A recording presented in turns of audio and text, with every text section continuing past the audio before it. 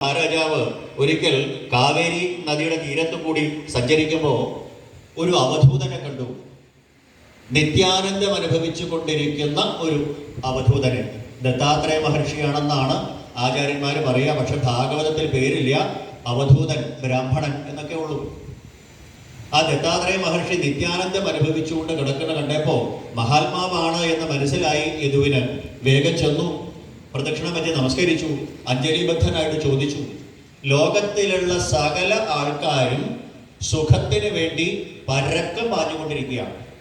തൃതീയ സ്കന്ധത്തിൽ നമുക്ക് കാണാം, വിതുര മൈത്രേയ സംവാദത്തിൽ വിതുരൻ, ഹസ്തിനപുരിയിലെ മന്ത്രിയായ വിതുര മഹാശയൻ മൈത്രേയ മഹർഷിയോട് ഹരിദ്വാരത്തിൽ വച്ച് ചോദിക്കുന്ന ഒരു ചോദ്യമുണ്ട്.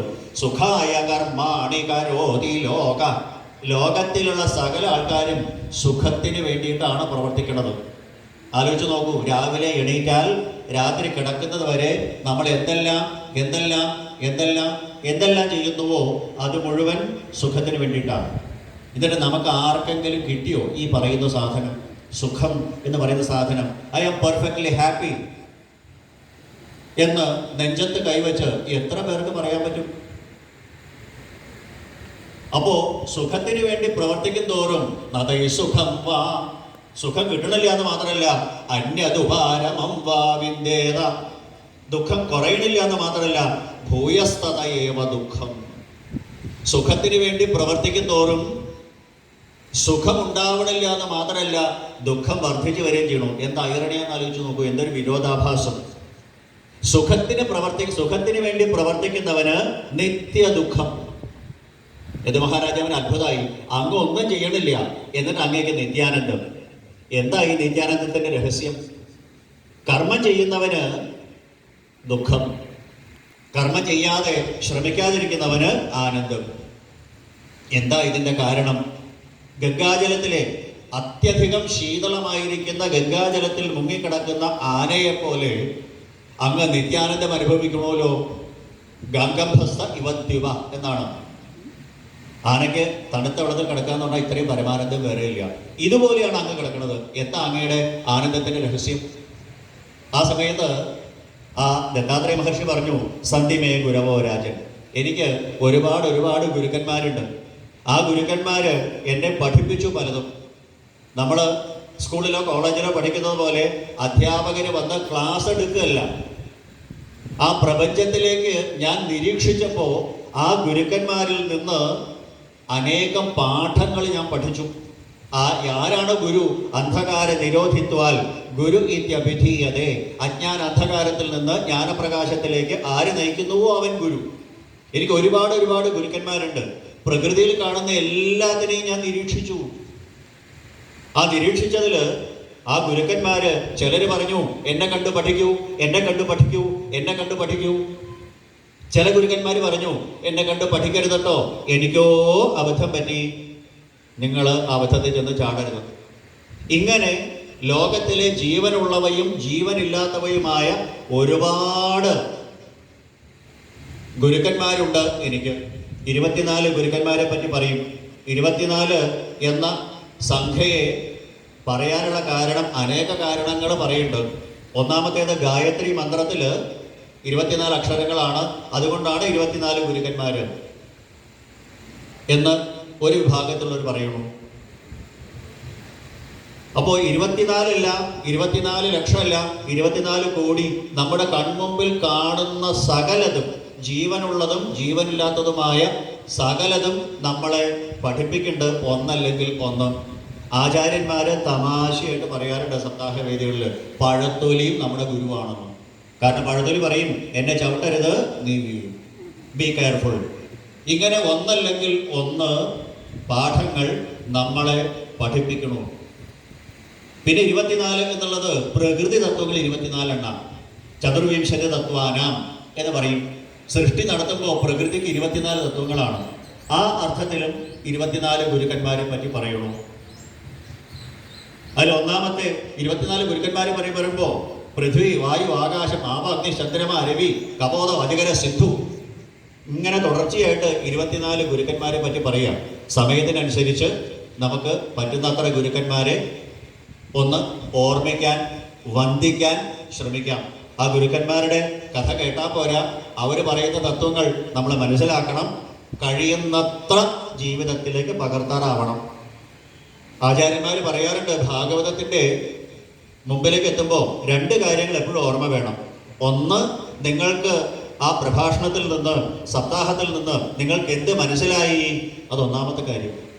രണ്ടാമത്തേത്, ആ മനസ്സിലായതിൽ എത്ര ശതമാനം നമുക്ക് ജീവിതത്തിലേക്ക് പകർത്താനായി.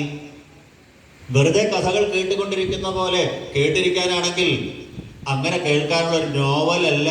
നേരത്തെ പറഞ്ഞില്ലേ, ഈ മനുഷ്യ ശരീരത്തിൻ്റെ സാഫല്യം എന്ത്, ഈ മനുഷ്യ ശരീരം കൊണ്ട് നേടേണ്ടതെന്ത് എന്നറിഞ്ഞില്ലെങ്കിൽ നമ്മൾ മനുഷ്യരല്ല, വെറും മൃഗങ്ങളാണ്.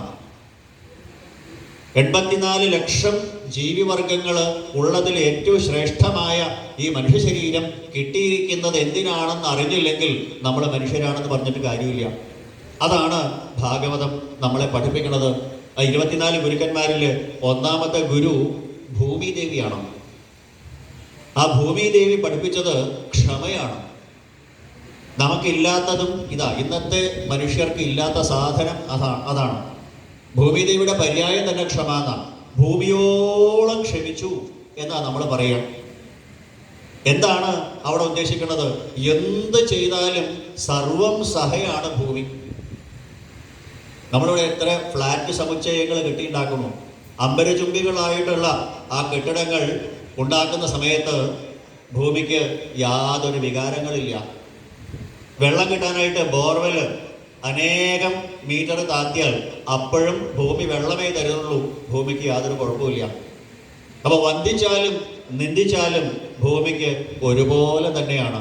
ഫ്ലാറ്റ് പണിയാനായിട്ട്, വീട് പണിയാനായിട്ട് നമ്മൾ പൂജ ചെയ്താലും ഭൂമിക്ക് വികാരങ്ങളില്ല. നമ്മൾ കാർക്കിച്ച് തുപ്പിയാലും മലമൂത്ര വിസർജനം നടത്തിയാലും ഭൂമിക്ക് വികാരങ്ങളില്ല. അപ്പോൾ ഭൂമി നമ്മളെ പഠിപ്പിച്ചത് തിതിക്ഷ, ടോളറൻസ്, സഹനം സർവദുഃഖാന അപ്രതീകാരപൂർവകം. ആരോടും പ്രതികാരമില്ലാതെ, മത്സരബുദ്ധിയില്ലാതെ സകല ദുഃഖങ്ങളെയും സഹിക്കാനുള്ള കഴിവിനെയാണ് തിതിക്ഷ എന്ന് പറയുക. ഒരു മനുഷ്യന് വേണ്ടത് തിതിക്ഷയാണ്. അതുണ്ടായി കഴിഞ്ഞാൽ ബാക്കി എല്ലാ ഗുണങ്ങളും തന്നെത്താനെ ഉണ്ടാവും. നവമസ്കന്ധത്തിലെ പരശുരാമ മഹർഷിയോട് ജമദഗ്നി പറയുന്നൊരു വാക്കുണ്ട്, ക്ഷമയാ രോചത്തെ ലക്ഷ്മി ബ്രാഹ്മി സൗരി യഥാപ്രഭ ക്ഷമിണാമാശു ഭഗവാൻ തുഷ്യതേ ഹരിരീശ്വര.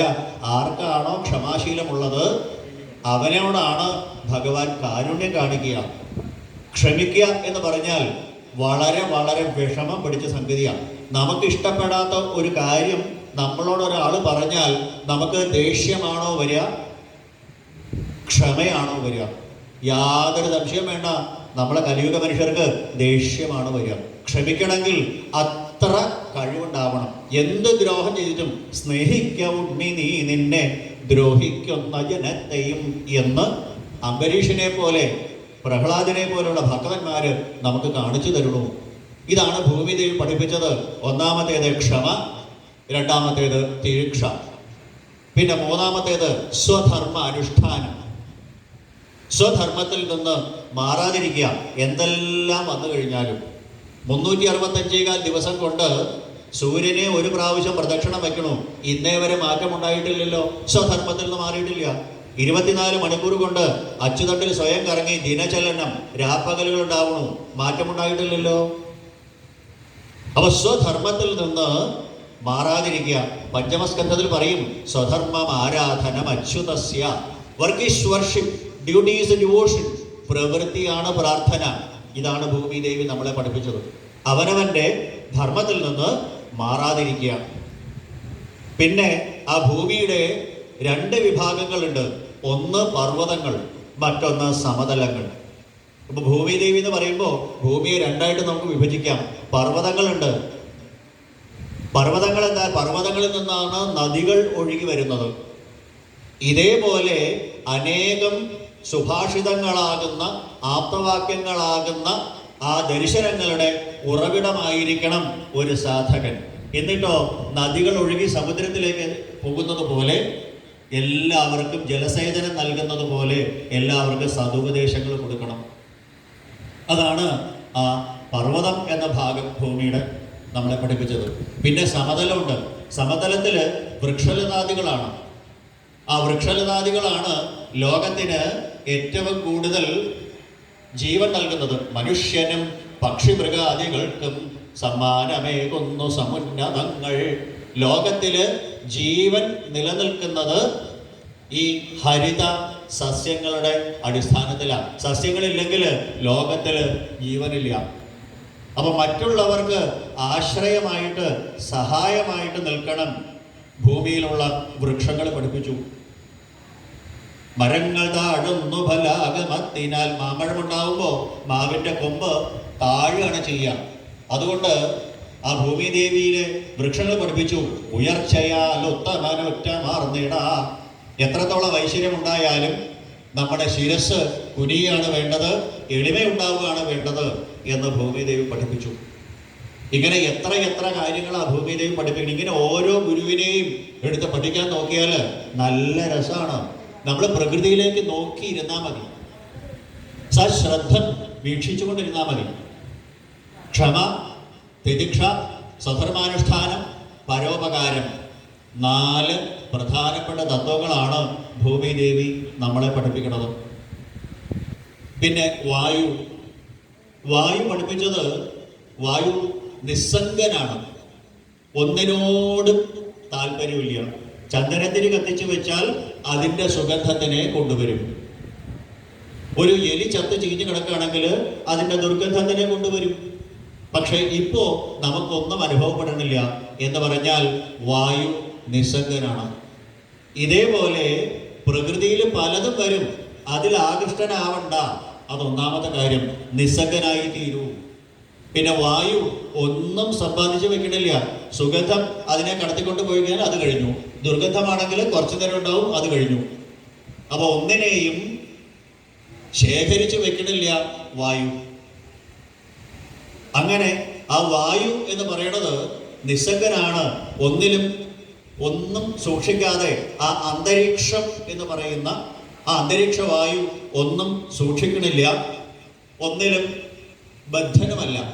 ഇതേപോലെ എപ്രകാരമാണോ വായു നിസ്സംഗനായി തീരണത്, അതുപോലെ ഗൃഹ, പുത്ര, കളത്ര സമ്പത്തുകളിൽ ആസക്തനാകാതിരിക്കൂ. എല്ലാം കാലപ്രവാഹത്തിൽ വന്നുകൊണ്ടിരിക്കും, വന്നതൊക്കെ പോവുകയും ചെയ്യും.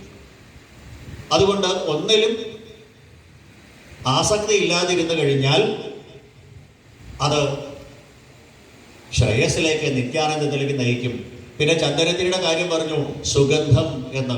ചന്ദനത്തിരിയുമായിട്ട് സമ്പർക്കം വന്നാൽ സുഗന്ധം കൊണ്ടുവരണു. ഇതേപോലെ വായു പഠിപ്പിച്ചു, സജ്ജനങ്ങളുമായിട്ട് സംഘം വന്നാൽ ശ്രേയസ്സാണ്. മഹൽ സേവാം ദ്വാരമാഹുർവിമോക്തയെ ഋഷഭയോഗീശ്വരൻ പറയും പഞ്ചമസ്കന്ധത്തില് 5ാം അധ്യായത്തില് 2ാമത്തെ ശ്ലോകം. സജ്ജന സംസർഗം ശ്രേയസ്സിലേക്കാണ് എത്തിക്കുക. തമോദ്വാരം യോഷിതാം സംഗി സംഘം. ദുർജനങ്ങളുമായിട്ടുള്ള സമ്പർക്കം നിത്യ ദുഃഖത്തിലേക്കാണ് എത്തിക്കുക. അപ്പൊ സുഗന്ധം എന്ന് പറയുന്നത് സജ്ജന സംസർഗം, ദുർഗന്ധം എന്ന് പറയുന്നത് ദുർജന സംസർഗം. ആദ്യത്തേത് ശ്രേയസ്സിനും, 2ാമത്തേത് അധപ്പതനത്തിനും കാരണമാകുന്നു. അതുകൊണ്ട് നിസ്സംഗനായി തീരൂ. നമ്മളാകുന്ന മനുഷ്യര് മനസ്സിലാക്കേണ്ടത് നിസ്സംഗനായ ആത്മാവാണ് ഞാൻ എന്നുള്ളതാണ്. കർത്തൃത്വമോ ഭോക്തൃത്വമോ വികാരമോ ഗുണമോ ച്യുതിയോ ഒന്നും ഇല്ലാത്ത അവികാരം, അജം, ശുദ്ധം, നിർഗുണം, യദ്നിരഞ്ജനം എന്ന ആത്മസ്വരൂപിയാണ് ഞാൻ. ഈ ശരീരമല്ല, മനസ്സല്ല, ഇന്ദ്രിയങ്ങളല്ല, അവയവങ്ങളല്ല, ഇതിനെല്ലാത്തിനെയും നിയന്ത്രിക്കുന്ന, സജീവമാക്കുന്ന, കർമ്മനിരതമാക്കുന്ന യന്തപ്രവിശ്യ എന്ന രീതിയിൽ നിൽക്കുന്ന ആത്മചൈതന്യമാണ് എന്ന ഭാവം വായുവിൽ നിന്ന് മനസ്സിലാക്കണം. അപ്പൊ ഞാൻ നിസ്സംഗനായ ആത്മസ്വരൂപിയാണ്. അതുകൊണ്ട് പ്രാപഞ്ചിക വിഷയങ്ങളോട് നിസ്സംഗത്വം ശീലിക്കണം. 3ാമത്തെ ഗുരു ആകാശമാണ്. ആകാശം അനന്തമാണ്, തുടക്കവും ഒടുക്കവും ഇല്ലാത്തതാണ്. അതിൻ്റെ അർത്ഥം ആകാശം സർവവ്യാപിയാണ്, എല്ലാ സ്ഥലത്തും ഉണ്ട്.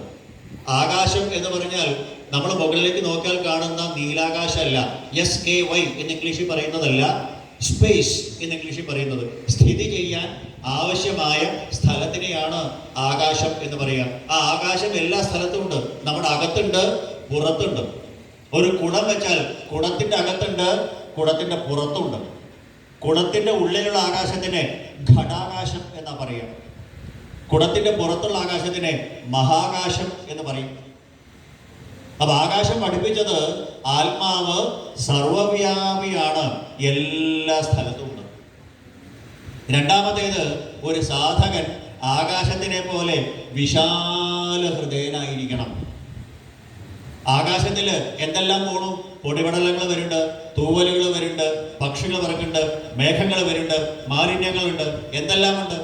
എന്തെല്ലാം വന്നാലും ആകാശത്തിന് അതിലൊന്നിലും ബന്ധമില്ല. അവ എന്തെല്ലാം നമ്മുടെ അടുത്ത് കൂടെ കടന്നു പോയാലും അതൊന്നും നമ്മളെ ബാധിക്കണില്ല. മേഘങ്ങൾ ചിലപ്പോ ആകാശത്തിനെ മറച്ചു എന്ന് വരും. ഇപ്പൊ സന്ധ്യാസമയത്ത് കാർമേഘങ്ങൾ ഇരുണ്ടുകൂടി വരുന്ന സമയത്ത് നമുക്ക് സൂര്യനെയോ നീലാകാശത്തിനെയോ കാണാൻ പറ്റില്ല. ഇതുപോലെ നമ്മുടെ ഉള്ളിലുള്ള ആത്മചൈതന്യത്തിനെ, തന്നിൽ താനായിട്ട് വിളങ്ങുന്ന ആ പൂർണ്ണത്രയീശനെ നമുക്ക് കാണാനായിട്ട് സാധിക്കാത്തത് നമ്മുടെ അവിദ്യ, അഹംബോധം എന്ന കാർമേഘം വന്ന് മൂടുമ്പോഴാണ്. നമ്മൾ ആത്മസ്വരൂപികളാണ്, നമ്മൾ എന്തുകൊണ്ടത് അറിയണില്ല? അജ്ഞത എന്ന കാർമേഘം. സൂര്യനെ കാർമേഘം വന്ന് മൂടുമ്പോൾ സൂര്യൻ അസ്തമിച്ചു എന്നല്ല അർത്ഥം. സൂര്യനെ നമുക്ക് കാണാൻ പറ്റുന്നില്ല എന്നതുകൊണ്ട് ഉദ്ദേശിക്കുന്നത് സൂര്യൻ അസ്തമിച്ചു എന്നല്ല, നമുക്ക് ദൃശ്യമാവണില്ല. നമ്മുടെ ഉള്ളിൽ ഈ പാഞ്ചഭൗതികമായ സപ്തധാതു നിർമ്മിതമായ ഈ ശരീരത്തിനകത്ത് തന്നിൽ താനായിട്ട് വിളങ്ങുന്ന ആത്മസ്വരൂപത്തിനെ അഹം ബ്രഹ്മാസ്മി എന്ന് നമുക്ക് അറിയാൻ പറ്റാത്തതിന്റെ കാര്യം എന്താ? അവിദ്യ, അജ്ഞത, അഹംബോധം എന്ന കാർമേഘം. അപ്പോൾ ആകാശം എന്നത് അനന്തമാണ്, വിശാലമാണ്, സർവവ്യാപിയാണ്. ഇതേപോലെ ആത്മാവ് സർവവ്യാപിയാണ്. ഒരു ഉപാസകൻ, ഒരു യോഗി, ഒരു സാധകൻ ഇവിടെ ഈ ലോകത്ത് ജീവിക്കുമ്പോൾ ആകാശത്തിനെ പോലെ വിശാലഹൃദയനായിരിക്കണം, ആകാശത്തിനെ പോലെ നിസ്സംഗനായിരിക്കണം എന്ന് പറയുന്നു. പിന്നെ നാലാമത്തെ ഗുരു ജലമാണ്. ജലം പരിശുദ്ധമാണ്. ജലം പരിശുദ്ധമായതുകൊണ്ടാണ് നമ്മൾ കുടിക്കാനും കുളിക്കാനും വസ്ത്രം കഴുകാനും ശരീരം കഴുകാനും പാത്രം കഴുകാനും ഉദരശുദ്ധിക്ക് പോലും വെള്ളം ഉപയോഗിക്കുന്നത്. കെമിസ്ട്രിക്കാർ പറയും വെള്ളത്തിൻ്റെ pH value 7 neither acidic nor basic. അത് അമ്ലീയമല്ല, ക്ഷാരീയമല്ല. ചുണ്ണാമ്പ് ആൽക്കലിയാണ്, ക്ഷാരമാണ്. ചുണ്ണാമ്പ് കൂടിയാൽ മുറുക്കുമ്പോൾ നാവ് പൊള്ളും. സൾഫ്യൂരിക് ആസിഡ് അമ്ലീയമാണ്, മേത്ത് വീണാൽ കൊള്ളും. എന്നാൽ പച്ചവെള്ളം മേത്ത് വീണാൽ കൊള്ളുന്നില്ല. അത് അമ്ലീയമല്ല, ക്ഷാരീയമല്ല. എന്ന് പറഞ്ഞാൽ വെള്ളം എന്ന് പറഞ്ഞാൽ പരിശുദ്ധമാണ്. അപ്പൊ വെള്ളം പഠിപ്പിച്ചു, എന്നെ പോലെ ശുദ്ധമാവൂ, സ്വയം ശുദ്ധമാവൂ, സ്വയം ശുദ്ധമാവൂ, സ്വയം ശുദ്ധമാവൂ എന്ന്. എന്നിട്ട് എന്ത് വേണം? മറ്റുള്ളവരെ ശുദ്ധീകരിക്കണം. എങ്ങനെ? തൻ്റെ ഉള്ളിലുള്ള സുഭാഷിതങ്ങൾ കൊണ്ട്, ആപ്തവാക്യങ്ങൾ കൊണ്ട്, മഹദ് വാക്യങ്ങൾ കൊണ്ട് തനിക്ക് എന്തറിയാമോ അത് മറ്റുള്ളവർക്ക് പറഞ്ഞു കൊടുത്തിട്ട് അവരെ ശുദ്ധീകരിക്കാൻ സാധിക്കണം. അപ്പൊ ജലം പഠിപ്പിച്ചത് സ്വയം ശുദ്ധമാവൂ, എന്നിട്ട് മറ്റുള്ളവരെ ശുദ്ധീകരിക്കൂ. അപ്പൊ ജലം എന്ന് പറയുന്നതാണ് ഏതൊരു ജീവന്റെയും അടിസ്ഥാനം. നമ്മുടെ ശരീരത്തിലെ 85% പ്രോട്ടോപ്ലാസം, ജീവദ്രവ്യം എന്ന് പറയുന്നത് 85% വെള്ളമാണ്. ആ വെള്ളത്തിലാണ് ഈ ജീവൻ നിലനിൽക്കുന്നത്. അപ്പൊ മറ്റുള്ളവർക്ക് ആധാരമായിട്ട്, ആശ്രയമായിട്ട്, സഹായമായിട്ട് നിങ്ങൾ സ്വയം ശുദ്ധീകരിച്ച് മറ്റുള്ളവരെ ശുദ്ധീകരിക്കൂ. പിന്നത്തെ ഗുരുനാഥൻ അഗ്നിയാണ്. പഞ്ചഭൂതങ്ങളിൽ ഏറ്റവും പ്രധാനപ്പെട്ടതാണ് അഗ്നി. അഗ്നി ഇല്ലാതെ ഒരു കാര്യം നടക്കില്ല. നമ്മുടെ ജനനം തൊട്ട് മരണം വരെ ജീവിതത്തിൽ എന്തെല്ലാം സൽക്കർമ്മങ്ങൾ ചെയ്യുന്നുവോ അതിന് മുഴുവൻ സാക്ഷിയായിട്ട് നിൽക്കുന്നതാണ് അഗ്നി. ആ അഗ്നി പോലെ ആത്മാവ് എല്ലാത്തിനും സാക്ഷിയാണ്. ഒന്നും ചെയ്യുന്നില്ലെങ്കിലും വിറകിൻ്റെ ഉള്ളിൽ അഗ്നിയുണ്ട്, എനർജിയുണ്ട്. അതെങ്ങനെ പുറത്തേക്ക് വരും? അരണി വെച്ച് കടയുമ്പോൾ, ഘർഷണം ചെയ്യുമ്പോൾ, ഉരസുമ്പോൾ വിറകിൻ്റെ ഉള്ളിൽ നിന്ന് അഗ്നി ഉണ്ടാകുന്നത് പോലെ ഈ പാഞ്ചഭൗതികമായ ശരീരത്തിനകത്ത് അനേകം ശരീരത്തിൻ്റെ ഉള്ളിൽ ഒളിഞ്ഞിരിക്കണു ഈ തേജസ്. അത് ജീവസ്വരൂപേണ പ്രവൃത്തി സ്വരൂപേണ പുറത്തേക്ക് വരികയാണ്. അപ്പം അഗ്നിയെപ്പോലെ എല്ലാത്തിനും സാക്ഷിയായിരിക്കണം. ഒരാത്മാവ് സാക്ഷിയാണ്. നമ്മുടെ ധാരണ എന്താ? നമ്മൾ ചെയ്യണു, നമ്മൾ അനുഭവിക്കണു. ഇതല്ല പറയണത്. ആധ്യാത്മോപനിഷത്ത് പറയും അകർത്താഹം, ഞാനൊന്നും ചെയ്യണില്ല. അഭോക്താഹം, ഞാനൊന്നും അനുഭവിക്കണില്ല. അവികാരോഹം, എനിക്ക് വികാരങ്ങളില്ല. അവ്യയ, എനിക്ക് നാശവുമില്ല. പിന്നെ ആരാ ഞാൻ? ശുദ്ധബോധസ്വരൂപോഹം, ശുദ്ധജ്ഞാനസ്വരൂപോഹം, കേവലോഹം സദാ ശിവ, സദാസമയത്തും ശിവസ്വരൂപമായിരിക്കുന്ന ശിവോഹം ശിവോഹം എന്ന് ആചാര്യസ്വാമികൾ പറയുന്ന ശിവസ്വരൂപിയാണ് ഞാൻ. എനിക്ക് കർത്തൃത്വബോധമോ ഭോക്തൃത്വബോധമോ ഒന്നുമില്ലാത്ത സാക്ഷിയായിട്ട്, അഗ്നിയെ പോലെ സാക്ഷിയായിട്ടിരിക്കുന്നതാണ്. നമ്മുടെ ജനനം തൊട്ട് മരണം വരെ ഏത് കർമ്മത്തിനും, പൂജാകർമ്മത്തിനായിക്കോട്ടെ പിതൃകർമ്മത്തിനായിക്കോട്ടെ, ഏത് കർമ്മത്തിനും അഗ്നി അത്യന്താപേക്ഷിതമാണ് സാക്ഷി രൂപത്തിൽ. ഇതേപോലെ എല്ലാത്തിനും സാക്ഷി മാത്രമായിരിക്കുന്ന ആത്മസ്വരൂപമാണ് ഞാൻ. ഈ ബോധമുണ്ടാവണം. പിന്നെ ഒരു സാധകൻ തൻ്റെ തപശക്തി കൊണ്ട് അഗ്നിയെപ്പോലെ പ്രൗഢഗംഭീരനായിരിക്കണം. അഗ്നി തേജസ്വിയാണ്. ഇതേപോലെ ഒരു സാധകൻ തൻ്റെ തപശക്തി കൊണ്ട് തേജസ്വിയായി തീർന്നിരിക്കണം. കീഴ്പ്പെടുത്താനാവാത്ത തേജസ് കൊണ്ട് ഊർജസ്വലനായിരിക്കണം ആ ഒരു സാധകൻ. പിന്നെ അഗ്നിയുടെ ഏറ്റവും വലിയ പ്രത്യേകത എന്താണെന്നറിയോ? എല്ലാത്തിനെയും സ്വീകരിക്കും, എന്നിട്ട് ശുദ്ധമാക്കും. മറ്റ് പഞ്ചഭൂതങ്ങളിൽ മറ്റ് 4 ഇല്ലാത്ത പ്രത്യേകതയാണ് അഗ്നിക്ക്. ഒന്നാമത്തെ കാര്യം, അഗ്നി ഇല്ലാതെ ഒന്നും നടക്കില്ല. രണ്ടാമത്തേത്, അഗ്നി എല്ലാത്തിനെയും സ്വീകരിക്കും. ഗണപതി ഹോമത്തിന് നാളികേരവും ശർക്കരയും എള്ളും നെയ്യും ഒക്കെ ഹോമിച്ചാൽ സ്വീകരിക്കും. പിന്നെ നമ്മൾ ചപ്പുചവറുകൾ വീട്ടിൽ അടിച്ചുകൂട്ടി കത്തിച്ചാൽ അത് സ്വീകരിക്കും. ഏറ്റവും അവസാനം നമ്മുടെ ശരീരം കൊണ്ട് കത്തിച്ചാലും അഗ്നി സ്വീകരിക്കും. ഈ ശരീരം കത്തിക്കുന്നതിന് നമ്മൾ എന്താ പറയുക? സംസ്കരിക്കുക എന്നാ പറയുക. സംസ്കരിക്കുക എന്ന് പറഞ്ഞാൽ ശുദ്ധീകരിക്കുക. നമ്മൾ അണിഞ്ഞിരിക്കുന്ന ആഭരണങ്ങൾ, സ്വർണം നെരിപ്പോടിലിട്ട ശുദ്ധീകരിക്കുന്നത്. യഥാഗ്നിന ഹേമമല്ലം ജഹാതി എന്നൊക്കെ ഉദ്ധവനോട് ഭഗവാൻ പറയും. അപ്പൊ അഗ്നി കൊണ്ട്, അഗ്നി തൊട്ടാൽ അത് ശുദ്ധമായി എന്നാണ്. എല്ലാത്തിനെയും സ്വീകരിക്കണോ അഗ്നി, പക്ഷേ അതിനെ ശുദ്ധമാക്കണം. തന്നിൽ വീഴുന്ന എല്ലാത്തിനെയും സ്വീകരിച്ച് ശുദ്ധമാക്കണം. അഗ്നി സ്വീകരിച്ചാലോ ഏറ്റവും പരിശുദ്ധമായ ഭസ്മമായി തീരണോ അത്. അപ്പൊ അഗ്നിയുടെ ഏറ്റവും വലിയ പ്രത്യേകത, ബി പോസിറ്റീവ്.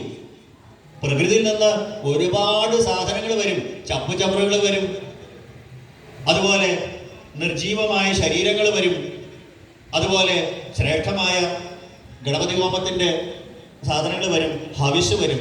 എന്ത് വന്നാലും എല്ലാത്തിനെയും സ്വീകരിച്ചോളൂ, അതിനെയൊക്കെ പോസിറ്റീവായിട്ട് കാണൂ, ശുദ്ധമാക്കി മാറ്റൂ. ഇതാണ് അഗ്നി നമ്മളെ പഠിപ്പിച്ചത്. പിന്നെ വളരെ പ്രധാനപ്പെട്ട ഒരു തത്വം കൂടി അഗ്നി പഠിപ്പിച്ചു. എൻ്റെ അടുത്തേക്ക് അധികം വരണ്ടാട്ടോ, എന്നെ തൊട്ടാൽ പൊള്ളും. അപ്പൊ അഗ്നി പഠിപ്പിച്ചത് ആരുമായിട്ടും അധികം അടുക്കണ്ട. ചില വാഹനങ്ങളുടെ പുറകെ എഴുതി വെച്ചിട്ടുണ്ടല്ലേ, കീപ് ഡിസ്റ്റൻസ് എന്നാ. വാഹനങ്ങളുടെ പുറകെ തൊട്ട് പുറകെ പോയി കഴിഞ്ഞാൽ മുമ്പിൽ പോകുന്ന വാഹനം പെട്ടെന്ന് ബ്രേക്ക് ചെയ്താൽ നമ്മുടെ വണ്ടി ചെന്നിട്ട് ഇടിക്കും, അപകടം ഉണ്ടാവും. അപ്പൊ അതുകൊണ്ട് വാഹനങ്ങളുടെ പുറകെ എഴുതി വെക്കും കീപ് ഡിസ്റ്റൻസ്. ഇത് തന്നെ അഗ്നി പഠിപ്പിച്ചത്. ആരും എത്ര പ്രിയപ്പെട്ടവനാണെങ്കിലും ഒരു സുരക്ഷിതമായിട്ടുള്ള അകലം പാലിക്കുക, കീപ് എ സേഫ് ഡിസ്റ്റൻസ്. അഗ്നി അതാണ് പഠിപ്പിച്ചത്. എൻ്റെ അടുത്തേക്ക് അധികം വരണ്ട, ഞാൻ ഉപകാരിയാണ്, പക്ഷേ എൻ്റെ അടുത്തേക്ക് വന്നു കഴിഞ്ഞാൽ പൊള്ളും. അതുകൊണ്ട് ആപത്തുണ്ടാവാതിരിക്കാൻ സുരക്ഷിതമായിട്ടുള്ള അകലം പാലിക്കൂ. പിന്നത്തെ ഗുരുനാഥൻ ചന്ദ്രനാണ്. ചന്ദ്രൻ പ്രഥമ തൊട്ട് പൗർണമി വരെ വർദ്ധിച്ച് വരുന്നു. പിന്നെ പൗർണമി മുതൽ അമാവാസി വരെ കുറഞ്ഞു വരുന്നു. ചന്ദ്രൻ പപ്പടം പൊടിയണത് പോലെ പൊടിയുക അല്ലല്ലോ ചെയ്യുന്നത്. അപ്പോൾ അതിൽ നിന്ന് മനസ്സിലാക്കേണ്ടത് ചന്ദ്രന് മാറ്റമില്ല, ചന്ദ്രൻ്റെ കലകൾക്കാണ് മാറ്റം. ചന്ദ്രൻ്റെ കലകൾ, കല എന്ന് പറഞ്ഞാൽ നമുക്ക് ദൃശ്യമാകുന്ന ഭാഗം എന്നർത്ഥം. അമാവാസി തൊട്ട് അല്ല, പൗർണമി തൊട്ട് അമാവാസി വരെ ചന്ദ്രന്റെ ദൃശ്യമാകുന്ന ഭാഗങ്ങൾ കുറഞ്ഞ് കുറഞ്ഞ് കുറഞ്ഞ് കുറഞ്ഞ് കുറഞ്ഞ് കുറഞ്ഞു വരും.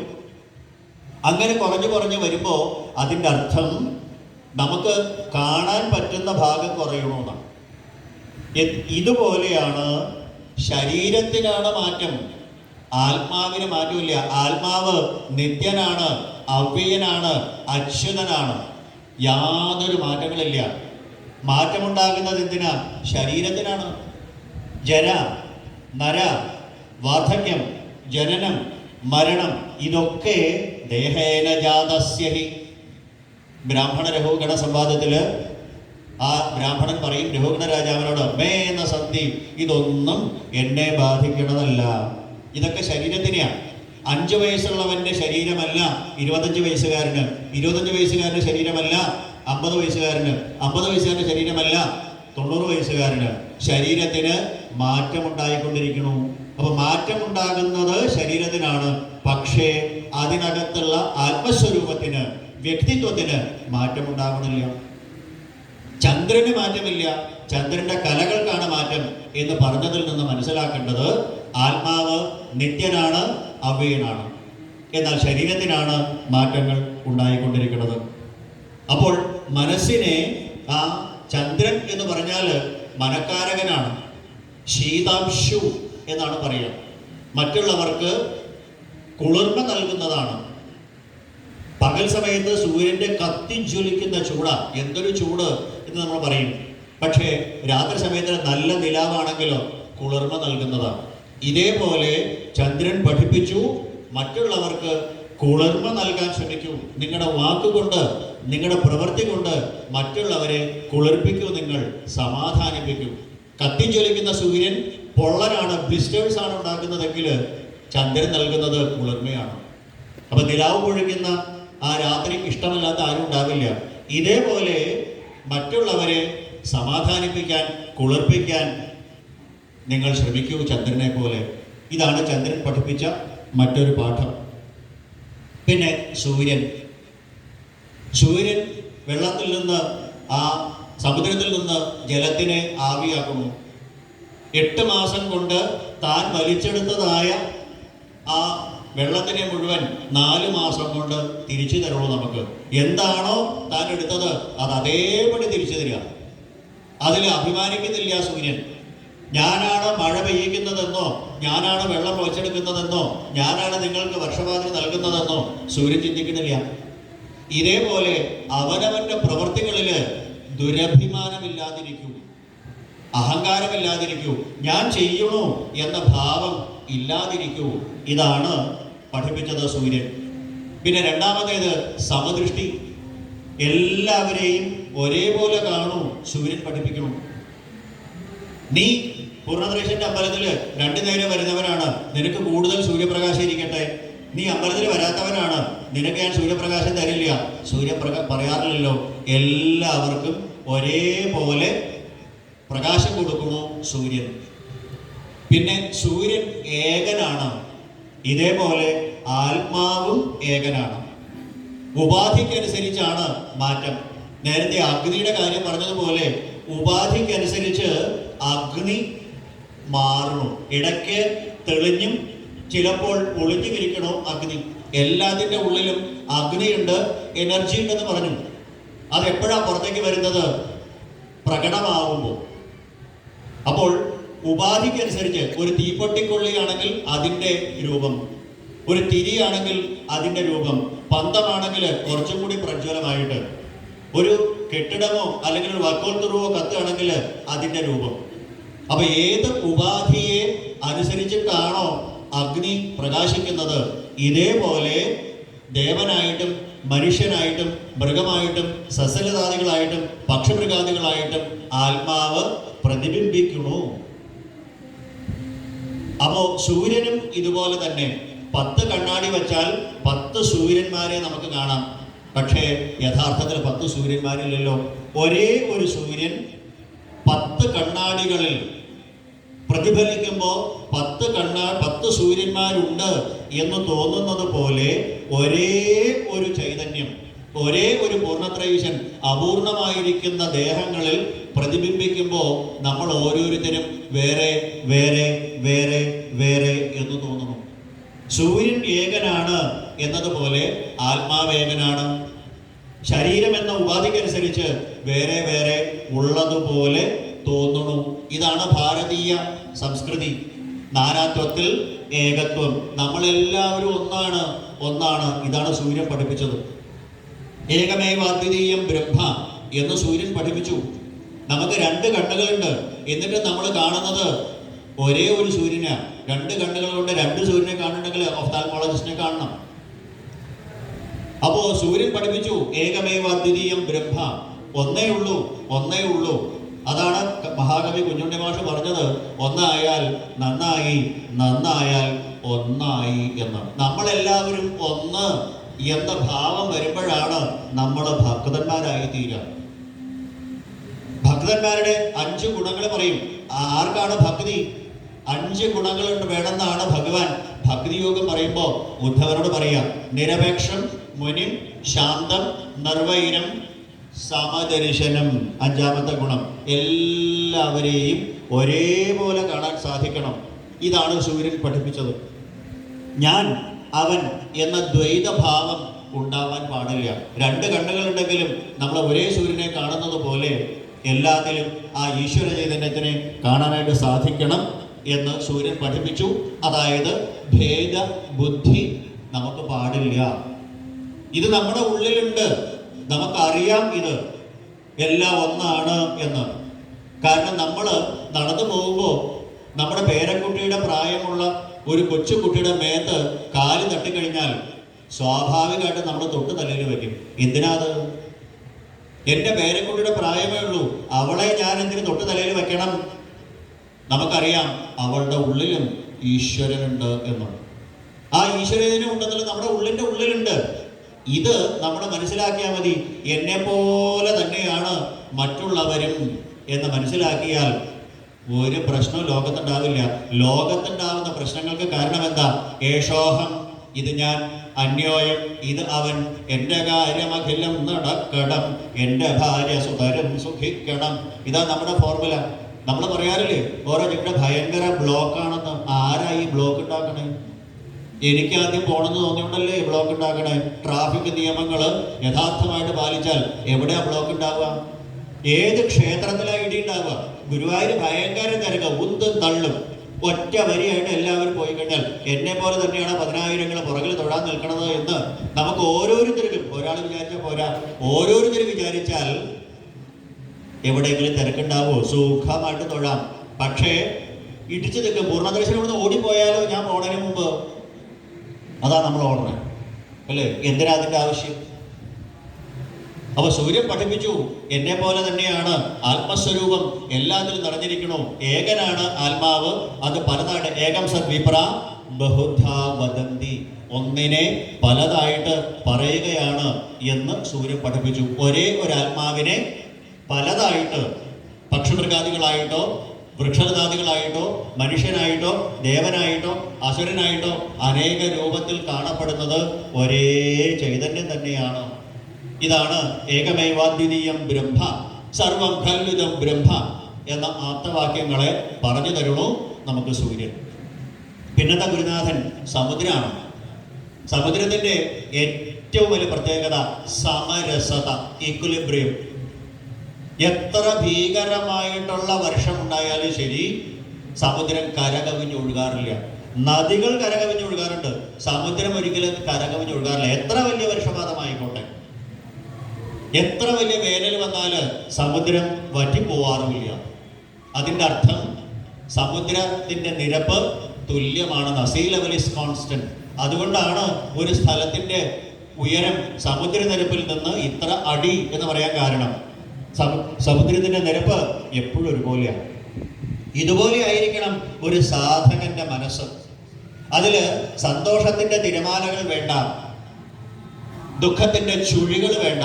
ഈ വികാരങ്ങളുടെ വേലിയേറ്റങ്ങളോ ഓളങ്ങളോ ഇല്ലാത്ത സ്വച്ഛമായ നിർമ്മലമായ തെളിഞ്ഞ ശാന്തമായ അവസ്ഥയ്ക്കാണ് ആനന്ദം എന്ന് പറയുക. എപ്പോഴാണ് മനസ്സാകുന്ന സമുദ്രത്തില് തിരമാലകൾ വരിക? വികാരങ്ങൾ വരുമ്പോൾ. ആ വികാരങ്ങൾക്ക് കാരണം എന്താ? ഞാനെന്ന ഭാവം. ഞാനെന്നും എൻ്റേതെന്നുമുള്ള മാതാപിതാക്കളുടെ 6 സന്താനങ്ങളുണ്ട്. കാമ, ക്രോധ, ലോഭ, മോഹ, മത മത്സരങ്ങൾ. ഈ 6ഉം 2ഉം 8 പേരാണ് ഞാനെന്നും എൻ്റേതെന്നുള്ള മാതാപിതാക്കളും അവരുടെ തലതെറിച്ച 6 സന്താനങ്ങളും. ഇങ്ങനെ 8 പേരാണ് നമ്മുടെ മനസ്സിനെ കലുഷിതമാക്കുന്നത്, നമ്മുടെ ജീവിതം കുട്ടിച്ചോറാക്കുന്നത്. അപ്പൊ എപ്പോഴാണോ ഈ 6ഉം 2ഉം 8 മനസ്സിൽ നിന്ന് ചൂലെടുത്തടിച്ച് പുറത്താക്കി ചാണകവെള്ളം തളിക്കുന്നത്, അന്നേ നമുക്ക് ശാന്തത കിട്ടുള്ളൂ എന്ന് കാപിലത്തില് ഭഗവാൻ കപിലവാസുദേവൻ അമ്മയോട് പറയും. അഹം മമാഭിമാനോത്ഥയ്യ കാമലോഭാദിഭിർമലൈ വീതം യദാ മനഃശുദ്ധം അദുഃഖം അസുഖം സമം.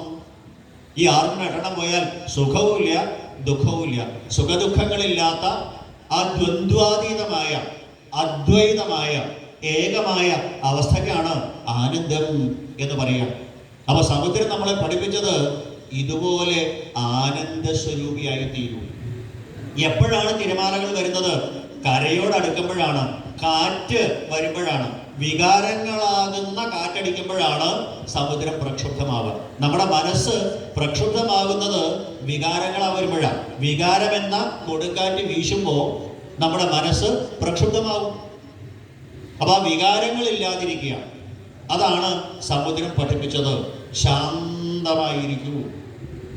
പിന്നെ സമുദ്രം എന്ന് പറഞ്ഞാൽ വളരെ ഗഹനമാണ്. എത്രയാണ് ആഴം എന്ന് കണക്കില്ല. ഇതുപോലെ ഒരു സാധകൻ ഗംഭീരാശയനായിരിക്കണം. അനേകം സുഭാഷിതങ്ങൾ, ആപ്തവാക്യങ്ങൾ, മഹദ്വാക്യങ്ങൾ സ്വായത്തമാക്കിയിരിക്കുന്ന ഗഹനമായ ആശയത്തോടു കൂടി ഗംഭീരാശയനായിരിക്കണം ഒരു ഉപാസകൻ എന്ന് പറയുന്നു. പിന്നെ സമുദ്രത്തിന് പറയുന്ന മറ്റൊരു പേരാണ് രത്നാകരം. അനേക രത്നങ്ങളുടെ ഇരിപ്പിടമാണ് ആ സമുദ്രം. ഇതേപോലെ ഒരു സാധകന്റെ മനസ്സിൽ അനേകം രത്നങ്ങൾ ഉണ്ടാവണം. സുഭാഷിതങ്ങളായിരിക്കുന്ന, ആപ്തവാക്യങ്ങളായിരിക്കുന്ന രത്നങ്ങൾ ഉണ്ടായിരിക്കണം. ആ രത്നങ്ങൾ മറ്റുള്ളവർക്ക് ദാനം ചെയ്യാറായിരിക്കണം. ഇങ്ങനെ സമുദ്രം എത്രയാണ് നമ്മളെ പഠിപ്പിച്ചതെന്ന് കണക്കില്ല. ഒന്നാമത്തേത് സമരസത മനസ്സിന്റെ. രണ്ടാമത്തേത് ഗംഭീരാശയൻ, അനേകമായിരിക്കുന്ന ആപ്തവാക്യങ്ങൾ. മൂന്നാമത്തേത് അനേകം ശ്രേഷ്ഠമായിരിക്കുന്ന തത്വങ്ങളെ സ്വായത്തമാക്കിയിരിക്കണം. ഇങ്ങനെ സമുദ്രം പഠിപ്പിച്ചു. ഒരു ഉപാസകൻ ശാന്തമായ സ്വഭാവത്തോട് കൂടിയിട്ടായിരിക്കണം. പിന്നെ അനേകം നദികൾ ഒഴുകി വരുന്നുണ്ട് സമുദ്രത്തിലേക്ക്. ഇതേപോലെ ലോകത്തിൽ വരുന്നതായ എല്ലാത്തിനെയും, എല്ലാ ശാസ്ത്രങ്ങളിൽ നിന്നും വരുന്ന വസ്തുക്കളെല്ലാം ശേഖരിച്ച് ഒന്നായിട്ട് തീർക്കണം. അനേക നദികൾ വന്നിട്ട് ഈ സമുദ്രത്തിൽ വന്ന് ഏകീഭവിച്ച് ഒന്നായി തീരണു. ഇതേപോലെ ജീവാത്മാക്കൾ ഒഴുകി ഒഴുകി ആ ഭഗവാനാകുന്ന പൂർണ്ണത്രൈശനിലേക്ക്, അപൂർണനായിരിക്കുന്ന ജീവാത്മാവ് പൂർണ്ണനായിരിക്കുന്ന പൂർണ്ണത്രൈശനിലേക്ക് എത്തി മോക്ഷം പ്രാപിക്കുന്നു. ഇതാണ് സമുദ്രം പഠിപ്പിച്ചത്. അനേക നദികൾ അനേക വഴികളിലൂടെയാണ് ഒഴുകുന്നത്. പക്ഷേ എത്തുന്ന ലക്ഷ്യം സമുദ്രം മാത്രമാണ്. ഏതൊക്കെ നദികൾ ഏതൊക്കെ വഴികളിൽ ഒഴുകിയാലും ശരി, എത്തുന്നത് അവസാനം സമുദ്രത്തിലാണ്. ഇതേപോലെ ജീവാത്മാവിൻ്റെ ഏക ലക്ഷ്യമാണ് ഭഗവാൻ. ശരന്തു ജീവം പരമേവ ലക്ഷ്യം. വർണ്ണാശ്രമധർമ്മങ്ങളെ കുറിച്ച് പറയുമ്പോൾ സപ്തമസ്കന്ധത്തില് 15-ാമത്തെ അധ്യായത്തില് 42-ാമത്തെ ശ്ലോകത്തില് ശ്രീനാരദ മഹർഷി പറയും യുധിഷ്ഠിരനോട് രാജസൂയാഗവേദിയിൽ വെച്ച്, ശരന്തു ജീവം പരമേവ ലക്ഷ്യം, ശരന്തു ജീവം പരമേവ ലക്ഷ്യം, ശരന്തു ജീവം പരമേവ ലക്ഷ്യം. നമ്മളാകുന്ന മനുഷ്യർ, ജീവാത്മാക്കൾ ഒരു അസ്ത്രമാണെങ്കിൽ ആ അസ്ത്രം ചെന്ന് തറയ്ക്കേണ്ടത് പരമാത്മാവിലാണ്. അപൂർണൻ പൂർണ്ണനാകുന്നത് പൂർണ്ണത്രയീശനിലേക്ക് ലയിക്കുമ്പോഴാണ്. കൂടുകൂടന്റെ പൂർണ്ണത്രയീശ എന്ന് പറഞ്ഞ മൂശാരി ലയിച്ചതുപോലെ, നങ്ങേമ ലയിച്ചതുപോലെ നമ്മളാകുന്ന നദികൾ ഓരോരുത്തരും ഓരോ ഉപാസനാ മാർഗങ്ങളിലൂടെ ഭഗവാനെ ഉപാസിച്ച് ശരന്തു ജീവം പരമേവ ലക്ഷ്യം, നമ്മളാകുന്ന ജീവാത്മാവ് ആ പരമാത്മാവിൽ ചെന്ന് ലയിക്കണം. യത്രാഗത തത്രഗതം മനുഷ്യം. പൂർണ്ണത്രൈശനിൽ നിന്ന് പ്രതിബിംബമായിട്ട് ശരീരത്തിനെ സ്വീകരിച്ചപ്പോൾ നമ്മൾ അപൂർണരായി. ഈ ശരീരം വരുമ്പോഴാണ് നമ്മൾ അപൂർണരാവണത്. ഈ ശരീരത്തിനെ ഉപേക്ഷിക്കുമ്പോൾ ആ ജീവാത്മാവ് പരമാത്മാവിലേക്ക് എത്തുമ്പോൾ നദി സമുദ്രത്തിൽ എത്തുന്നത് പോലെ ഏകീഭവിച്ച് ഒന്നാവണു. അപ്പൊ സമുദ്രം പറയുന്നു, ഹേ ജീവാത്മാവേ, നിന്റെ ലക്ഷ്യം ഭഗവാനാകുന്ന സമുദ്രമാണ്. ആ സമുദ്രത്തിലേക്ക് എത്താനായിട്ടാണ് ഒരു ഉപാസകൻ ശ്രമിക്കേണ്ടത് എന്ന് പറയുന്നു. ഇങ്ങനെ ആ സമുദ്രം എന്ന ഗുരുനാഥൻ പറഞ്ഞു. 9 ഗുരുനാഥന്മാരെ നമ്മൾ കണ്ടു. 9 ഗുരുനാഥന്മാരും കാണിച്ചു തന്നത് എന്നെ പോലെയാവൂ, എന്നെ പോലെയാവൂ, എന്നെ പോലെയാവൂ, എന്നെ പോലെയാവൂ. ഇനി ചില ഗുരുക്കന്മാരുണ്ട്, ഞങ്ങൾക്കോ അബദ്ധം പറ്റി, അതുകൊണ്ട് നിങ്ങൾ ഞങ്ങളെ കണ്ട് പഠിക്കരുത് എന്ന് പറയുന്ന ചില ഗുരുക്കന്മാരുണ്ട്. അതിൽ ഒന്നാമത്തെ ആള് മാടപ്രാവ്, കബോധം. ഒരു കബോധിയെ കണ്ടുമുട്ടി, അവരൊരുമിച്ച് ദാമ്പത്യം തുടങ്ങി, മുട്ടകളിട്ടു, പക്ഷിക്കുഞ്ഞുങ്ങളുണ്ടായി. ആ സമയത്താണ് തള്ളപക്ഷിയും ആൺപക്ഷിയും തീറ്റ തേടി പോയപ്പോൾ വേടൻ വല വിരിച്ചു. ധാന്യമളി കണ്ടപ്പോൾ ഈ പക്ഷിക്കുഞ്ഞുങ്ങൾ എടുത്ത് ചാടി. പെൺപക്ഷി വന്ന സമയത്ത് ദാ എൻ്റെ മക്കള് അതിൽ കിടക്കണു, അതിലേക്ക് എടുത്ത് ചാടി. ആൺപക്ഷി വന്നപ്പോഴാണ് തൻ്റെ ഭാര്യയും മക്കളും വേടന്റെ വലയിൽ, അവനും എടുത്ത് ചാടി. ഒരു പക്ഷിയെ കിട്ടും എന്ന് വിചാരിച്ചവൻ 6 പക്ഷികളെ കൊണ്ട് ആ വേടൻ പോയി. ഇതെന്താ സൂചിപ്പിക്കുന്നത്? അത്യാസക്തി ആപത്തി വരുത്തും. അത് കുടുംബമായിക്കോട്ടെ, സമ്പത്തായിക്കോട്ടെ, ഏതാണെങ്കിലും അമിതമായിട്ടുള്ള കുടുംബാസക്തി. ആരൂഢച്യുതം വിദു എന്നാ ഭഗവാൻ പറയാം. മുകളിൽ നിന്ന് താഴേക്ക് വീണവെന്ന, മുകളിൽ നിന്ന് എത്ര പകുതി വീണോ അത്രയും ഫോഴ്സ് കൂടും, അത്ര വേദന കൂടും. അതുകൊണ്ട് കുടുംബവുമായിട്ട് അമിതമായിട്ടുള്ള ആസക്തി വേണ്ട. ആസക്തി വേണ്ട എന്ന് പറയുമ്പോൾ ഭാര്യയെ നോക്കണ്ട, മക്കളെ നോക്കണ്ട, സമ്പത്ത് സമ്പാദിക്കണ്ട, ഗൃഹം വേണ്ട, ഇതൊന്നുമല്ല ഭാഗവതം. തെറ്റിദ്ധരിക്കണ്ട. നേരത്തെ പറഞ്ഞില്ലേ, സംസാരധർമ്മൈ അവിമുഹ്യമാന. ഇതൊക്കെ പൂർണ്ണത്രയീശൻ തന്നതാണ് താൽക്കാലികമായ ഉപയോഗത്തിന്. എപ്പോൾ വേണമെങ്കിൽ ഭഗവാൻ അത് തിരിച്ചെടുക്കാം. അത് കിട്ടുമ്പോൾ സന്തോഷിക്കേണ്ട, നഷ്ടപ്പെടുമ്പോൾ ദുഃഖിക്കാൻ വേണ്ട. ഇതാണ് ആസക്തി പാടില്ല എന്ന് പറഞ്ഞത്. നമുക്കെല്ലാം വേണം. 7 ആഴികൾ ചൂഴുന്ന ഭൂമണ്ഡലത്തിന് ചക്രവർത്തിയായിട്ടുള്ള അംബരീഷിന് ഇതെല്ലാം ഉണ്ടായിരുന്നു. രാജകീയ സുഖഭോഗങ്ങളൊക്കെ ഉണ്ടായിരുന്നു. പക്ഷെ അദ്ദേഹം പറഞ്ഞത് ലോഷ്ടമൽ, മണ്ണ, ഗട്ട, ഇതിലൊന്നൊരു കാര്യമില്ല, നിസ്സാരാണ്. ഇതെപ്പോൾ വേണമെങ്കിൽ ഇല്ലാണ്ടാവാം. മഹാബലിക്ക് പറ്റിയ അബദ്ധം അതാണ്. ഇതൊക്കെ പെർമനന്റ് ആണെന്ന് വിചാരിച്ചു. അപ്പൊ അതാണ് കബോധം പഠിപ്പിച്ചത്. ഭാര്യ ഉണ്ടായിക്കോട്ടെ, ഭർത്താവ് ഉണ്ടായിക്കോട്ടെ, മക്കളുണ്ടായിക്കോട്ടെ, സമ്പത്ത് ഉണ്ടായിക്കോട്ടെ, ഗൃഹം ഉണ്ടായിക്കോട്ടെ, എന്തെല്ലാം എന്തെല്ലാം എന്തെല്ലാം ഉണ്ടായാലും ഇതൊക്കെ താൽക്കാലികമായ ഉപയോഗത്തിന് ഭഗവാൻ തന്നതാണ്. അതിൽ നമ്മുടെ എന്ന ഭാവം വരുമ്പോഴാണ് നമുക്ക് ദുഃഖം വരണത്. നമ്മുടേതല്ല, എല്ലാം ഭഗവാന്റേതാണ്. നമ്മൾ വാടകക്കാരാണ്, താൽക്കാലിക ഉപഭോക്താക്കളാണ് എന്ന് മനസ്സിലാക്കിയാൽ ഒന്നും നമ്മുടെ ഇല്ല, എല്ലാം ഭഗവാന്റേതാണ് എന്ന് ചിന്തിച്ചാൽ ഈ മാടപ്രാവിൻ്റെ പോലെ നമുക്ക് ദുഃഖിക്കേണ്ടതായിട്ട് വരില്ല. ആ ഭഗവാന്റെ ഇച്ഛയനുസരിച്ചിട്ട് യദ്വാജിതന്ത്യം ഗുണകർമ്മ ദാമഭി സുദുസ്തരയിൽ വത്സ വയം സുയോജിത എന്ന് പ്രിയമൃതനോട് ബ്രഹ്മാവ് പറയുന്ന കേൾക്കാം. പഞ്ചമസ്കന്ധത്തിൽ 1-ാമത്തെ അധ്യായം. മൂക്കുകയറിട്ട കാളകളെ നുഖത്തിനോട് ചേർത്ത് ബന്ധിച്ചു കഴിഞ്ഞാൽ അല്പം പോലും നമുക്ക് അനങ്ങാൻ പറ്റില്ല. ഇതേപോലെ ഭഗവാന്റെ വാക്കുകളാകുന്ന ആ വേദവാക്യങ്ങളാൽ ബന്ധിതരാണ് സകല ചരാചരങ്ങളും. അതുകൊണ്ട് ഇതെല്ലാം ഈശ്വരലീലയാണ്. ഈശാവാസ്യമിതം സർവം എന്ന് ഈശാവാസ്യ ഉപനിഷത്തിൽ പറയുന്നത് പോലെ എല്ലാം എല്ലാം എല്ലാം എല്ലാം ഭഗവാന്റെ ലീലയാണ് എന്ന് മനസ്സിലാക്കിയാൽ ഒരപകടവും ഇല്ല. അതിനു പകരം എൻ്റെ എന്ന ഭാവം വരുമ്പോഴാണ് ദുഃഖമുണ്ടാവുക. മാടപ്രാവിനെ പോലെ അത്യാസക്തനാവരുത്. കുടുംബമുണ്ടായാലും ഏതൊക്കെ ബന്ധമിത്രാദികൾ ഉണ്ടായാലും ആരോടും അമിതമായിട്ടുള്ള ഒട്ടല്, ആസക്തി, അടുപ്പം വേണ്ട.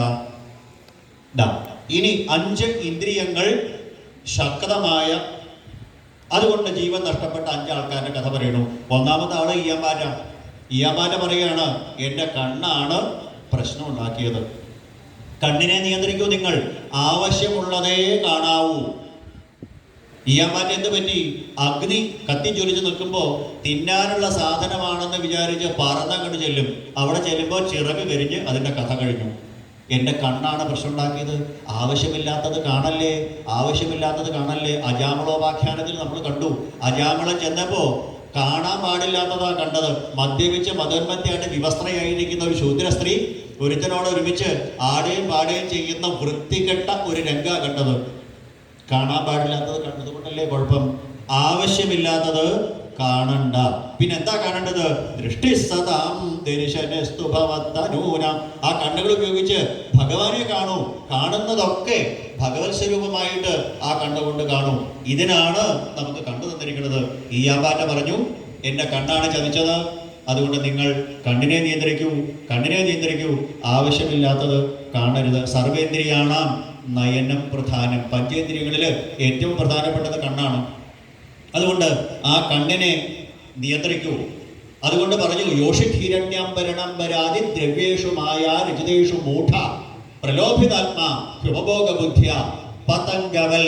ഈയാമ്പാറ്റയെ പോലെ നശ്യതി നഷ്ടദൃഷ്ടി. ഈയാമ്പാറ്റയെ പോലെ അന്ധനായിട്ട് നശിച്ചു പോണു. പെണ്ണിൻ്റെയും പൊന്നിൻ്റെയും പുറകെ പോയി കഴിഞ്ഞാൽ നാശമാണ് എന്ന് മനസ്സിലാക്കിക്കോളൂ. സ്യമന്തകോപാഖ്യാനത്തില് സത്രാജിത്തിന്റെ കഥ ഈ തത്വം പറയും. കനകം മൂലം കാമിനി മൂലം കലഹം പലവിധം ഉലകിൽ സുലഭം എന്ന് മനസ്സിലാക്കിക്കോളൂ.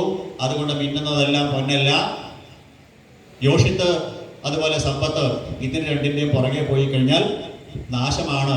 പ്രത്യേകിച്ച് പെണ്ണിൻ്റെയും പൊന്നിൻ്റെയും നന്നു അഗ്നി പ്രമദാനാമ ഘൃതകുംഭ സമം പുമാൻ എന്നൊക്കെയാണ് ഭാഗവതം പറയുക. ഒരു പുരുഷനും ഒരു സ്ത്രീയും തമ്മിൽ അടുക്കുമ്പോൾ വളരെ സൂക്ഷിക്കണം. നെയ്യ് നിറഞ്ഞൊരു കുടമാണ് പുരുഷൻ എങ്കിൽ അഗ്നിയാണ് സ്ത്രീ. അപ്പം അത് നശിക്കാൻ വലിയ പാടൊന്നുമില്ല. അതുകൊണ്ട് വളരെ വളരെ വളരെ വളരെ സൂക്ഷിക്കണം. കണ്ണ് എന്ന് പറയുന്നത് ആ ഇന്ദ്രിയനെ സൂക്ഷിച്ചില്ലെങ്കിൽ അപകടമാണ്. ഈയാമ്പാറ്റ പഠിപ്പിച്ചു. എനിക്കോ അബദ്ധം പറ്റി, നിങ്ങൾക്ക് പറ്റരുത്. പിന്നത്തെ ആള് വണ്ടാണ്. വണ്ട് പറഞ്ഞു, എൻ്റെ മൂക്കാണ് പ്രശ്നം ഉണ്ടാക്കിയത്. കൈതപ്പൂവിൻ്റെ മനോഹരമായ സുഗന്ധം കേട്ട് അതിൻ്റെ ഉള്ളിലേക്ക് പറന്നങ്ങോട്ട് ചെല്ലും. കൈതപ്പൂവിൻ്റെ മൂർച്ച കയറിയ മുള്ളുകൊണ്ട് അതിൻ്റെ ചിറക് കീറി അതിൻ്റെ നാശം. അല്ലെങ്കിൽ ഏതെങ്കിലും പൂവിൻ്റെ ഉള്ളിൽ കയറിയിരുന്ന് തേൻ കുടിച്ച് മത്തനായിട്ട് മയങ്ങിയിരിക്കും. രാത്രിയാവുമ്പോൾ പൂവ് അങ്ങോട്ട് കൂടും, അതിൻ്റെ ഉള്ളിൽ നിന്ന് എൻ്റെ കഥ കഴിഞ്ഞു. മൂക്കല്ലേ പ്രശ്നമുണ്ടാക്കിയത്, മൂക്കിനെ നിയന്ത്രിക്കൂ. ഇതാണ് വണ്ട് പറഞ്ഞത്. പക്ഷേ വണ്ട് ഒരു ഗുണം പഠിപ്പിച്ചു. അനേകം പൂക്കളിൽ ചെന്നിട്ടാണ് തനിക്ക് അത്യാവശ്യമുള്ള ഓരോ തരി തേൻ അത് ശേഖരിക്കുന്നത്. ഇതേപോലെ സാരംഗ ഇവസാരം. ഒരു ഉപാസകൻ, ഒരു യോഗി ആവശ്യമുള്ളത് മാത്രമേ സ്വീകരിക്കാവൂ. അത് ഒരാളിൽ നിന്ന് സ്വീകരിക്കരുത്, അനേകം ആൾക്കാരിൽ നിന്ന് സ്വീകരിക്കണം. ഒരു സ്ഥലത്ത് നിന്ന് നനഞ്ഞേടം കുഴിക്കുക എന്ന് നമ്മൾ പറയുന്നത് പോലെ ഒരു സ്ഥലത്ത് നിന്ന് എക്സ്പ്ലോയിറ്റ് ചെയ്യരുത്. എത്ര ആൾക്കാരുണ്ടോ അത് സമ്പത്തായിക്കോട്ടെ, സദ്വചനങ്ങളായിക്കോട്ടെ, ഭാഗവതം പഠിക്കുന്നതായിക്കോട്ടെ, എന്താണെങ്കിലും നമുക്ക് ആവശ്യമുള്ള ആപ്തവാക്യങ്ങൾ, വിദ്യ നമുക്ക് പല സ്ഥലത്തു നിന്ന് എവിടെ എവിടെ എവിടെ എവിടെ നല്ല നല്ല വസ്തുക്കളുണ്ടോ അതെല്ലാം കണ്ടുപിടിച്ച് അനേകം പൂക്കളിൽ നിന്ന് അത്യാവശ്യമുള്ളത് മാത്രം സ്വീകരിക്കുന്നത് പോലെ നമുക്കെന്താണോ അത്യാവശ്യം അത് സ്വീകരിക്കാറാവണം. ഇത് വണ്ട് പഠിപ്പിച്ചതായ ഒരു ഏറ്റവും പ്രധാനപ്പെട്ടതാണ്. അവ ദേഹസന്ധാരണത്തിന് വേണ്ടത് മാത്രമേ സ്വീകരിക്കാവൂ. എന്താണോ തനിക്ക് അത്യാവശ്യം അതേ വണ്ട് സ്വീകരിക്കണുള്ളൂ. ഇതേപോലെ അത്യാവശ്യമുള്ളത് മാത്രം സ്വീകരിക്കൂ. ഇപ്പോൾ വണ്ട് പറഞ്ഞു എൻ്റെ മൂക്കാണ് പ്രശ്നം. പിന്നെ ഗജം പഠിപ്പിച്ചത് എൻ്റെ ത്വക്കാണ് പ്രശ്നം. കൊമ്പനാനയെ എങ്ങനെയാണ് പിടിയിലാക്കുന്നത്? ദൂരെ ഒരു പിടിയാനയെ നിർത്തും, എന്നിട്ട് മുമ്പിൽ വലിയ കൊപ്പം വാരിക്കുഴി കുഴിക്കും. പിടിയാനയെ സ്പർശിക്കാനുള്ള മോഹം കൊണ്ട് കൊമ്പനാന ഓടി വരും. അവസാനം അത് ആ വാരിക്കുഴിയിൽ വീഴും. പിന്നെ അവൻ്റെ ജീവിതകാലത്തിൽ ഒരിക്കലും ചങ്ങല ശരീരത്തിൽ നിന്ന് മാറില്ല. തൃശ്ശൂർ പൂരം തുടങ്ങാൻ പോവുകയാണ്. മറ്റ് ക്ഷേത്രങ്ങളിലൊക്കെ ഗംഭീരമായിട്ട് ചെവി ആട്ടിക്കൊണ്ട് ആന ഗംഭീരമായിട്ട് ആ മേളം ആസ്വദിക്കുകയാണ്, പൂരം ആസ്വദിക്കുകയാണെന്നൊക്കെയാണ് നമ്മുടെ ധാരണ. അവൻ്റെ വിഷമം അവനല്ലേ അറിയുള്ളൂ. ഇതൊന്നും ആനപ്രേമികളോട് പറയാൻ പറ്റില്ല കേട്ടോ. ഭാഗവത്തിൻ്റെ തത്വം ആയതുകൊണ്ട് പറഞ്ഞെന്ന് മാത്രമേ ഉള്ളൂ. അപ്പം ആനയ്ക്ക് എന്തുകൊണ്ട് ഇങ്ങനെ ബന്ധനം സംഭവിച്ചു? ത്വക്ക് എന്ന ഇന്ദ്രിയത്തിനെ നിയന്ത്രിക്കാൻ പറ്റാത്തതുകൊണ്ട്. അതിനാൽ സ്പർശസുഖം അതിനെ നിയന്ത്രിക്കണം. ദർശനം എന്നത് സ്പർശനത്തിന് ഇടയാക്കുന്നു. പിടിയാനയെ കണ്ടതുകൊണ്ടല്ലേ സ്പർശിക്കണമെന്ന് തോന്നിയത്? അങ്ങനെ വാരിക്കുഴിയിൽ വീണു, അവൻ ബന്ധനസ്ഥനായി തീരണു ജീവിതകാലം മുഴുവൻ. ആന പറഞ്ഞു, ത്വക്ക് എന്ന ഇന്ദ്രിയത്തിനെ നിയന്ത്രിക്കൂ, ത്വക്കാണ് എന്നെ അപകടപ്പെടുത്തിയത്. പിന്നീട് ഉള്ള ഗുരുനാഥൻ മാനാണ്. മാൻ പറഞ്ഞത് ഗ്രാമ്യഗീതം എന്ന് ശൃണയാൽ ആവശ്യമില്ലാത്തത് കേൾക്കരുത് എന്നാണ്. മറ്റുള്ളവർക്ക് എന്തെങ്കിലും പറയണമെങ്കിൽ നമ്മളെ വിളിച്ച് പറയും. രണ്ടുപേരും അവിടെ നിന്ന് സംസാരിക്കുന്ന സമയത്ത് എന്താ പറയണേ, ചെവി വട്ടം പിടിക്കണ്ട, നമ്മളോട് പറയാനുള്ളതാണെങ്കിൽ നമ്മളോട് പറയും. ആവശ്യമില്ലാത്ത കാര്യം കേൾക്കരുത്, പ്രത്യേകിച്ച് പരദൂഷണം. അതുകൊണ്ട് ദക്ഷയാഗത്തിൽ സതീദേവി പറയും, മഹത്തുക്കളെ നിന്ദിക്കുന്നത് കേട്ടുകൊണ്ട് നിൽക്കരുത്. മഹത്തുക്കളെ നിന്ദിക്കുന്നത് വല്ലാത്ത അപരാധമാണ്. ആ സമയത്ത് ആ ശ്രോതാവ് ഈ ശരീരത്തിനെ ഉപേക്ഷിക്കണം. എങ്ങനെയാ ശരീരത്തിനെ ഉപേക്ഷിക്കണത്? അത് പറ്റില്ല. എന്നാൽ ആ പറയുന്നവൻ്റെ നാവ് മുറിക്കണം എന്നാ സതീദേവി പറഞ്ഞത്. അത് പറ്റില്ലെങ്കിലോ ചെവി പൊത്തിക്കൊണ്ട് അവിടെ നിന്ന് പൊക്കോളണം. മഹനിന്ദ കേട്ടുകൊണ്ടിരിക്കരുത്. കാരണം മഹത്തുക്കളെ നിന്ദിക്കുന്നത് കേട്ടുകൊണ്ടിരുന്നാൽ ആ കേൾക്കുന്നവനും അതിൻ്റെ പാപം കിട്ടും എന്നാണ്. അതുകൊണ്ട് ആവശ്യമില്ലാത്തത് കേൾക്കരുത്. മാന് ഉണ്ടായതാണ്. വേടന്മാര് പതുങ്ങിയിരുന്ന് ഗംഭീരമായുള്ള ഗ്രാമ്യ സംഗീതം പൊഴിക്കുമ്പോൾ ചെവി വട്ടം പിടിച്ച് നിൽക്കും മാൻ, എവിടെന്നാ വരണേ എന്നറിയാൻ. ആ സമയത്ത് നിശ്ചലനായിട്ട് നിൽക്കുമ്പോൾ വലയെറിഞ്ഞ് പിടിക്കും, അതിൻ്റെ ജീവൻ നഷ്ടമായി. അപ്പോൾ ആവശ്യമില്ലാത്തത് കേൾക്കാൻ പോയാൽ അത് അപകടമാണ്. ശ്രവണവും കഥായാം, ചെവി നമുക്ക് തന്നിട്ടുണ്ട്. പുരജനവാഖ്യാനത്തിലെ പിതൃഹു ദേവഹു എന്ന് പറയുന്ന രണ്ട് ദ്വാരങ്ങൾ തന്നിരിക്കുന്നത് ശ്രവണവും കഥായാം, ഭഗവാന്റെ കഥകൾ കേൾക്കാൻ വേണ്ടിയിട്ടാണ്. അപ്പൊ ആവശ്യമുള്ള സദ്വചനങ്ങളെ കേൾക്കാവൂ. ആവശ്യമില്ലാത്തത് കേൾക്കാൻ പോയാൽ നമുക്ക് അധപതനത്തിനിടയാവും. അപ്പൊ എന്താണ് ആവശ്യമുള്ളത്, എന്താണ് ആവശ്യമില്ലാത്തത്? ശ്രുതശ്ച വിദ്വദ്ഭിരുപാകൃതായാം കഥാസുധായാം ഉപസംപ്രയോഗം. മഹത്തുക്കളായിരിക്കുന്ന സജ്ജനങ്ങൾ ഭഗവാനെ കുറിച്ച് പറയുന്ന കാര്യങ്ങൾ കേൾക്കാനായിട്ടായിരിക്കണം ഈ ചെവിയെ ഉപയോഗിക്കേണ്ടത്. ഭഗവാൻ ശ്രീഹരി മുമ്പിൽ പ്രത്യക്ഷപ്പെട്ടപ്പോൾ പൃഥു എന്ന രാജാവ് ഭഗവാനോട് ആവശ്യപ്പെട്ടത് ചതുർത്ഥ സ്കന്ധത്തിൽ കാണാം. മഹത്തമന്തരഹൃദയന്മുഖച്യുതോ വിധൽസ്വ കർണായുധമേഷമേവര എന്നാണ്. അങ്ങയുടെ ഭക്തന്മാരായിരിക്കുന്ന സജ്ജനങ്ങൾ നിരന്തരം പാടിക്കൊണ്ടിരിക്കുന്ന ഭഗവത് കഥകളെ കേൾക്കാൻ എനിക്ക് 10,000 ചെവികളെ തരണേ എന്നാണ്. മേത്ത് മുഴുവൻ ചെവികളെന്നല്ല അർത്ഥം, കേൾക്കുന്നത് മുഴുവൻ അവിടുത്തെ കീർത്തനങ്ങളായിരിക്കണം. എന്തിനാണ് ചെവി തന്നത്? ഭഗവാന്റെ കഥകൾ കേൾക്കാനാണ്. അപ്പൊ അതുകൊണ്ട് ഗ്രാമ്യഗീതം എന്ന് ശുണിയാൽ ആവശ്യമില്ലാത്തത് കേൾക്കരുത്. അതുകൊണ്ടാണ് ഈ അകത്തേക്ക് കിടക്കുമ്പോൾ നിങ്ങളെ മൊബൈൽ ഫോൺ സ്വിച്ച് ഓഫ് ചെയ്യൂ, സൈലന്റ് ആക്കിയിരിക്കൂ എന്ന് പറയണത്. അവിടെ ഭഗവാന്റെ പൂർണ്ണത്രേശന്റെ പൂജ നടക്കുമ്പോൾ അവിടെ സജ്ജനങ്ങൾ സോപാന സംഗീതം ആലപിക്കണു. എന്തിനു വേണ്ടിയിട്ടാ? ഭഗവാന്റേതല്ലാത്ത ഒരു വസ്തു നമ്മുടെ ചെവിയിൽ കേൾക്കാതിരിക്കാൻ. കാരണം ചെവി എന്ന് പറയുന്ന ഇന്ദ്രിയം നമുക്ക് അടച്ചു വെക്കാൻ പറ്റില്ല. കണ്ണടയ്ക്കാം, നാവടയ്ക്കാം, പക്ഷേ ചെവിയിൽ വേണമെങ്കിൽ ഇങ്ങനെ വരല് തിരികെ ഭഗവാന്റെ മുമ്പിൽ നിൽക്കാൻ പറ്റുമോ? ഇല്ല. അപ്പോൾ ആ ഭഗവാന്റെ മുമ്പിൽ ഭഗവത് ഉപാസനയ്ക്ക് നിൽക്കുമ്പോൾ ഭഗവാന്റെ കഥകൾ മാത്രമേ നമ്മുടെ ചെവിയിൽ കേൾക്കാവൂ. അതിന് പകരം തൊട്ടടുത്ത് നിൽക്കുന്ന ഒരുത്തൻ്റെ മൊബൈൽ ഫോണാണ് ശബ്ദിക്കുന്നതെങ്കിലോ ഭഗവത് ഉപാസനയ്ക്ക് നിൽക്കുന്ന സകലരുടെയും മനസ്സ് മലീമസമാവും. അപ്പോൾ നടയടിച്ച് നിൽക്കുമ്പോൾ നമുക്ക് ഭഗവാനെ കാണാൻ പറ്റില്ല, അല്ലെങ്കിൽ നോക്കിക്കൊണ്ട് നിൽക്കാം, സ്തുതിക്കാം. അപ്പോൾ ആ ഒരു അവസരത്തിൽ ശബ്ദമാണ് നമ്മുടെ ചെവിയിലേക്ക് ഏറ്റവും കൂടുതൽ വരിക. ഗർഭസ്ഥ ശിശു പോലും ഏറ്റവും കൂടുതൽ മനസ്സിലാക്കുന്നത് ശബ്ദം എന്ന ഇമ്പൾസ് ആണെന്ന് മോഡേൺ സയൻസ് പറയുന്നു. അതുകൊണ്ട് ഗർഭിണികൾ ഈ സപ്താഹം കേൾക്കണം, പ്രഭാഷണങ്ങൾ കേൾക്കണം, ഭഗവാന്റെ കഥകൾ കേൾക്കണം. കാരണം the foetus in the womb memorise words Hindu പത്രത്തിൽ ഒരു അനേക വർഷങ്ങൾക്ക് മുമ്പ് വന്നു. ഒരു ഗർഭസ്ഥ ശിശു അനുഭവിക്കുന്ന ഏറ്റവും വലിയ ഇമ്പൾസ് ശബ്ദമാണ്.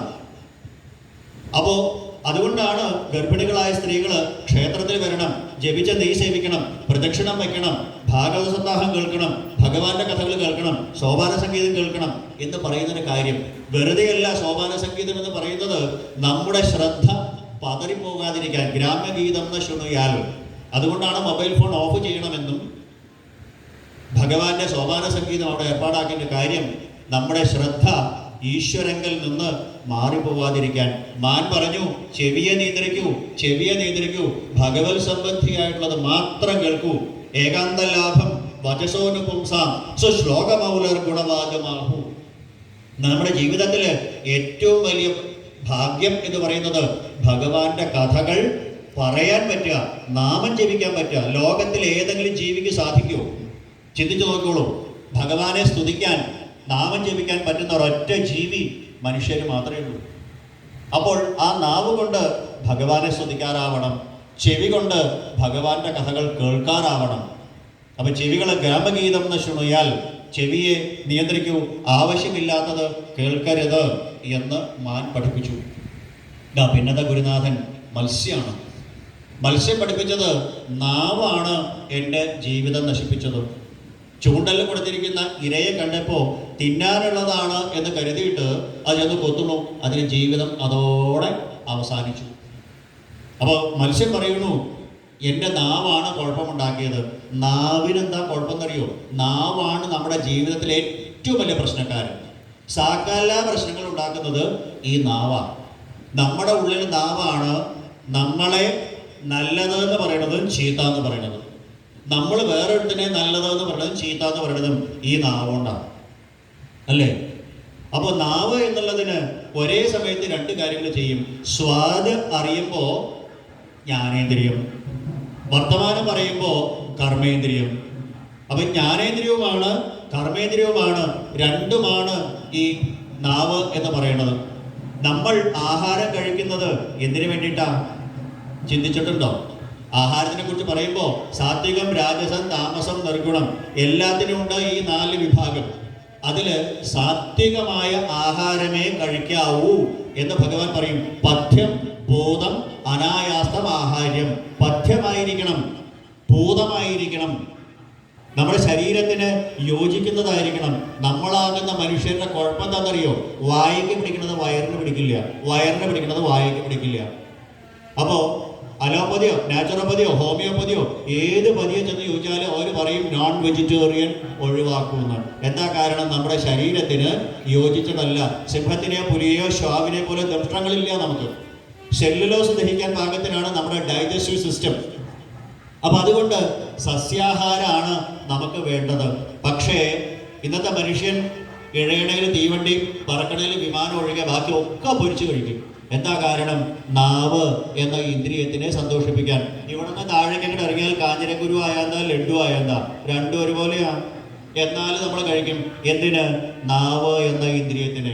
അത് ശരീരത്തിന് പഥ്യമല്ല. പിന്നെ പൂതം ശുദ്ധമായിരിക്കണം. അത് ഇന്നത്തെ കലിയുഗത്തിൽ പറഞ്ഞാൽ നിവർത്തിയില്ല. നമ്മളൊരു എച്ചിൽ പെട്ടി എടുത്ത് വെച്ചിട്ടുണ്ട്. ഞായറാഴ്ച ഒരു ദിവസം മാത്രമേ കുക്കിംഗ് ഉള്ളൂ, ബാക്കിയൊക്കെ കുറേശ്ശെ ചൂടാക്കി ചൂടാക്കി ചൂടാക്കി ചൂടാക്കി കഴിക്കുക. ഇത് എന്നത്തെ സാമ്പാറാ? ഇന്ന് വ്യാഴാഴ്ച അല്ലേ, ഞായറാഴ്ച കുക്ക് ചെയ്താൽ 4 ദിവസമേ ആയിട്ടുള്ളൂ. പൂതമായിരിക്കണം. ചൂടാറിയാൽ കഴിക്കരുതെന്ന നിയമം. അതുകൊണ്ട് നിവേദ്യ സാധനങ്ങൾ യാമം കഴിഞ്ഞാൽ നേദിക്കാറില്ല, ചൂടാറിയാൽ നേദിക്കില്ല, ചൂടോട് കൂടിയിട്ടാണ് നേദിക്കുക. അപ്പൊ ഇത് പഥ്യമായിരിക്കണം, പൂതമായിരിക്കണം. അപ്പോൾ നാവിനെ തൃപ്തിപ്പെടുത്താൻ നോക്കിയാൽ അത് ശരീരത്തിനെ കേടുവരുത്തും. നല്ല എരിവുള്ള അച്ചാർ വേണം, നല്ല ചൂടുള്ള ചായ വേണം, അങ്ങനത്തെ മധുരമുള്ള പലഹാരം വേണം. ഇതൊക്കെ ശരീരത്തിനെ അപകടപ്പെടുത്തുന്നതാണ്. അതുകൊണ്ട് ആ നാവിനെ നിയന്ത്രിക്കൂ. ശരീരത്തിന് ജീവസന്ധാരണത്തിന് ആവശ്യമുള്ളത് പഥ്യമായിട്ടുള്ളതേ കഴിക്കാവൂ. ഇതാണ് നാവിൻ്റെ ഒരു വെർഷൻ. ജ്ഞാനേന്ദ്രിയമാവുമ്പോൾ. കർമ്മേന്ദ്രിയമാണെങ്കിലോ ഈ സംസാരം ഉണ്ടാക്കുന്നത് നാവാണ്.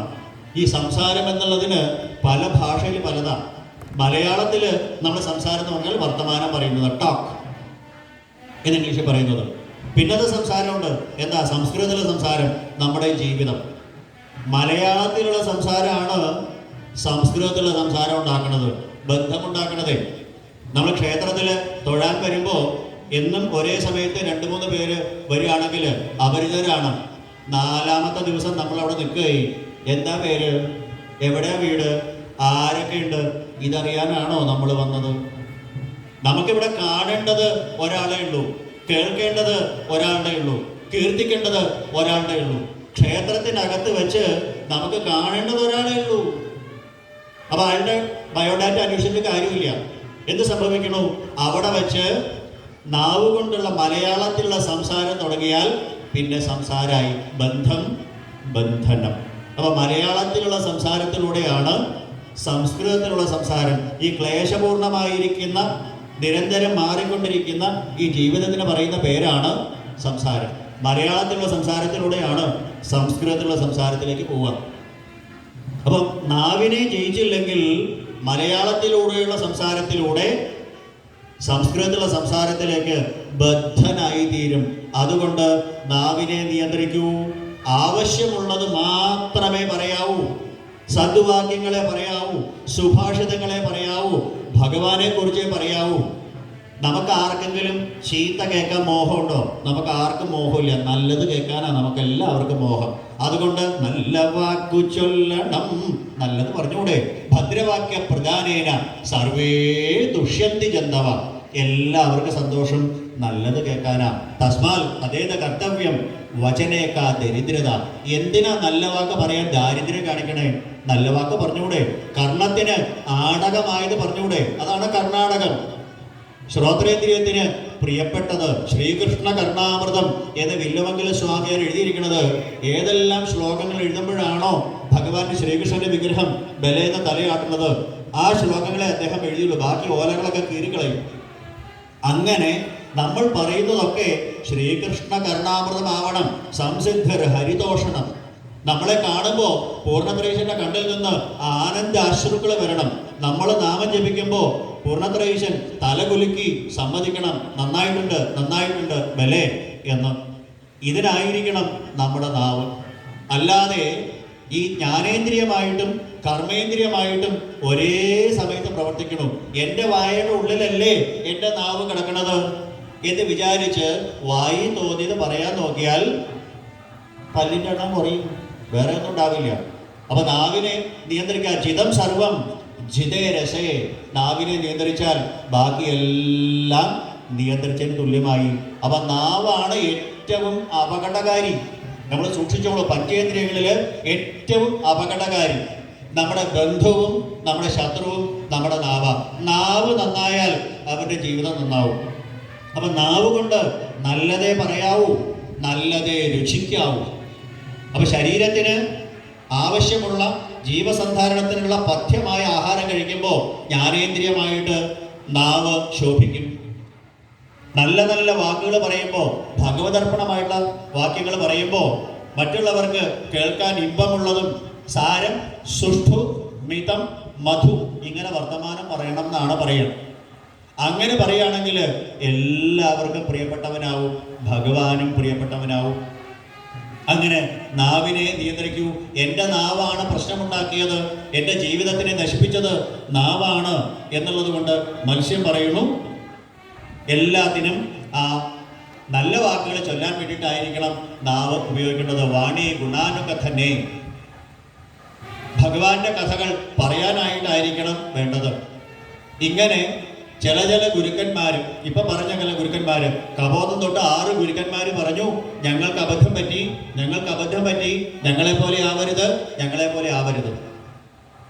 അപ്പൊ ഈയാമ്പാറ്റയ്ക്ക് കണ്ണ്, വണ്ടിന് മൂക്ക്, മത്സ്യത്തിന് നാക്ക്, ആനയ്ക്ക് ത്വക്ക്, പിന്നെ മാനിന് ചെവി. ഓരോരുത്തർക്ക് ഓരോ ഇന്ദ്രിയം സ്ട്രോങ് ആയപ്പോൾ നാശമുണ്ടായി. ഓരോരുത്തർക്ക് ഓരോ ഇന്ദ്രിയം സ്ട്രോങ് ആയപ്പോൾ. നമ്മുടെ കാര്യം ആലോചിച്ച് നോക്കൂ. നമ്മുടെ മനുഷ്യന്റെ ഏത് ഇന്ദ്രിയ മോശം? കണ്ണ് മോശമാണോ? കാണരുത് എന്ന് പറഞ്ഞതേ കാണുള്ളൂ. ചെവി മോശമാണോ? കേൾക്കരുത് എന്ന് പറഞ്ഞതേ കേൾക്കുള്ളൂ. നമ്മളൊക്കെ കലിയുഗ മനുഷ്യർ മുഴുവൻ അജാമിളന്മാരാണ്. ആരാ അജാമിളൻ? അജാമിം ലാതി, വേശ്യയുടെ പുറകെ പോകുന്നവൻ. നമ്മുടെ എല്ലാവരുടെ കൂടെയും 5 വേശ്യകളുണ്ടെന്നാ പ്രഹ്ലാദം പറയാ. ബഹ്വ സപത്നൈവ ഗേഹപതിം ലുനന്തി. 5 ഭാര്യമാരുള്ള ഒരുവനെ എൻ്റെ വീട്ടിലേക്ക് വരൂ, എൻ്റെ വീട്ടിലേക്ക് വരൂ, എൻ്റെ വീട്ടിലേക്ക് വരൂ എന്ന് പറഞ്ഞ് അവർ പിടിച്ചു വലിച്ചാൽ അയാൾ പെരുവഴിയിലാകില്ലേ? ഇതേപോലെ 5 ഇന്ദ്രിയങ്ങളും നമ്മുടെ സ്ട്രോങ് അല്ലേ? കണ്ണ് മോശമാണോ? ചെവി മോശമാണോ? മൂക്ക് മോശമാണോ? നാക്ക് ഒട്ടും മോശമല്ല, ത്വക്കും മോശമല്ല. ശങ്കരാചാര്യ സ്വാമികൾ പറയാ, ശബ്ദാദിഭി പഞ്ചഭിരേവ പഞ്ച പഞ്ചത്വമാപു സഗുണേന ബദ്ധ. ഓരോ ജീവികൾക്ക് ഓരോ ഇന്ദ്രിയ സ്ട്രോങ് ആയപ്പോൾ അവരുടെ ജീവിതം നഷ്ടപ്പെട്ടു. കുരങ്ക, മാതംഗ, പതംഗ, ഭൃംഗമീന, ഈ 5 എണ്ണം ഓരോരുത്തര് ഓരോ ഇന്ദ്രിയ സ്ട്രോങ് ആകുമ്പോൾ മരിച്ചുപോയി, നശിച്ചുപോയി. നര പഞ്ചഭിരഞ്ജിതയ്ക്കും, ഈ 5ഉം സ്ട്രോങ് ആയ നരന്റെ ഗതി എന്താണ്? ഓരോ ഇന്ദ്രിയം ശക്തമായപ്പോൾ ഓരോ ജീവികൾ മരിച്ചു. 5 ഇന്ദ്രിയങ്ങൾ സ്ട്രോങ് ആയ മനുഷ്യന്റെ ഗതി അധോ ഗതി. അതുകൊണ്ട് ഈ ഗുരുക്കന്മാർ പറഞ്ഞു, ഞങ്ങളെ പോലെ ആവരുത്, ഞങ്ങളെ പോലെ ആവരുത്. പിന്നത്തതാണ് പിങ്കള എന്ന വേശ്യയാണ്. വിദേഹ നഗരത്തിലുണ്ടായിരുന്ന വേശ്യ. വേശ്യ എന്ന് പറഞ്ഞിട്ട് കാര്യമില്ല. ആ വേശ്യയും എൻ്റെ ഗുരുനാഥയാണ്. ഒരു ആൽച്ചുവട്ടിൽ കിടക്കുമ്പോൾ, ആൾത്തലയിൽ കിടക്കുകയായിരുന്നു ആ വിദേഹ നഗരത്തിൽ. പിങ്കള എന്ന വേശ്യയുടെ കൊട്ടാരമായിരുന്നു അവിടെ. ദിവസവും പരപുരുഷന്മാരെ മാറി മാറി സ്വീകരിച്ച് സമ്പത്ത് സ്വീകരിക്കണം. അങ്ങനെ ഇരിക്കുമ്പോൾ ഒരു ദിവസം ആരും വന്നില്ല, കസ്റ്റമേഴ്സ്. എന്തുകൊണ്ടാണ് കസ്റ്റമേഴ്സ് വരാത്തത്? അവൾ ചിന്തിച്ചു, ആരും വരണില്ല. അപ്പോഴാണ് അവൾ ചിന്തിച്ചത്, എന്തുകൊണ്ടാണ് എൻ്റെ അടുത്തേക്ക് കസ്റ്റമേഴ്സ് ആരും വരാത്തത്, പരപുരുഷന്മാർ വരാത്തത്? എന്നേക്കാൾ സുന്ദരിയായ ഒരു വേശ്യ അവിടെ വന്നിട്ടുണ്ടോ? എന്നേക്കാൾ എന്ന് പറഞ്ഞപ്പോൾ അവളുടെ മനസ്സിൽ തോന്നി, ഈ സൗന്ദര്യം ശാശ്വതമല്ല. അവൾ കണ്ണാടിന് മുമ്പിൽ ചെന്ന് നോക്കി. തലയിൽ വെള്ളിക്കപ്പികൾ കയറിയിട്ടുണ്ടോ? കണ്ണുകളുടെ പ്രകാശം മങ്ങിയിട്ടുണ്ടോ? കവിളുകൾ പൊട്ടി തുടങ്ങിയിട്ടുണ്ടോ? ശരീരത്തിൻ്റെ സ്നിഗ്ധത, മിനുസം നഷ്ടപ്പെട്ടിട്ടുണ്ടോ? അപ്പോഴാണ് ആ പിങ്കള പറഞ്ഞത്, ഈ ശരീരം എന്ന് പറയുന്നത് ശാശ്വതമല്ല. ആ വാക്കിൻ്റെ അർത്ഥം തന്നെ എന്താ? ശീര്യതേ, ചീഞ്ഞളിഞ്ഞു പോണത് എന്ന്. ചീഞ്ഞളിഞ്ഞു പോണതാണ്.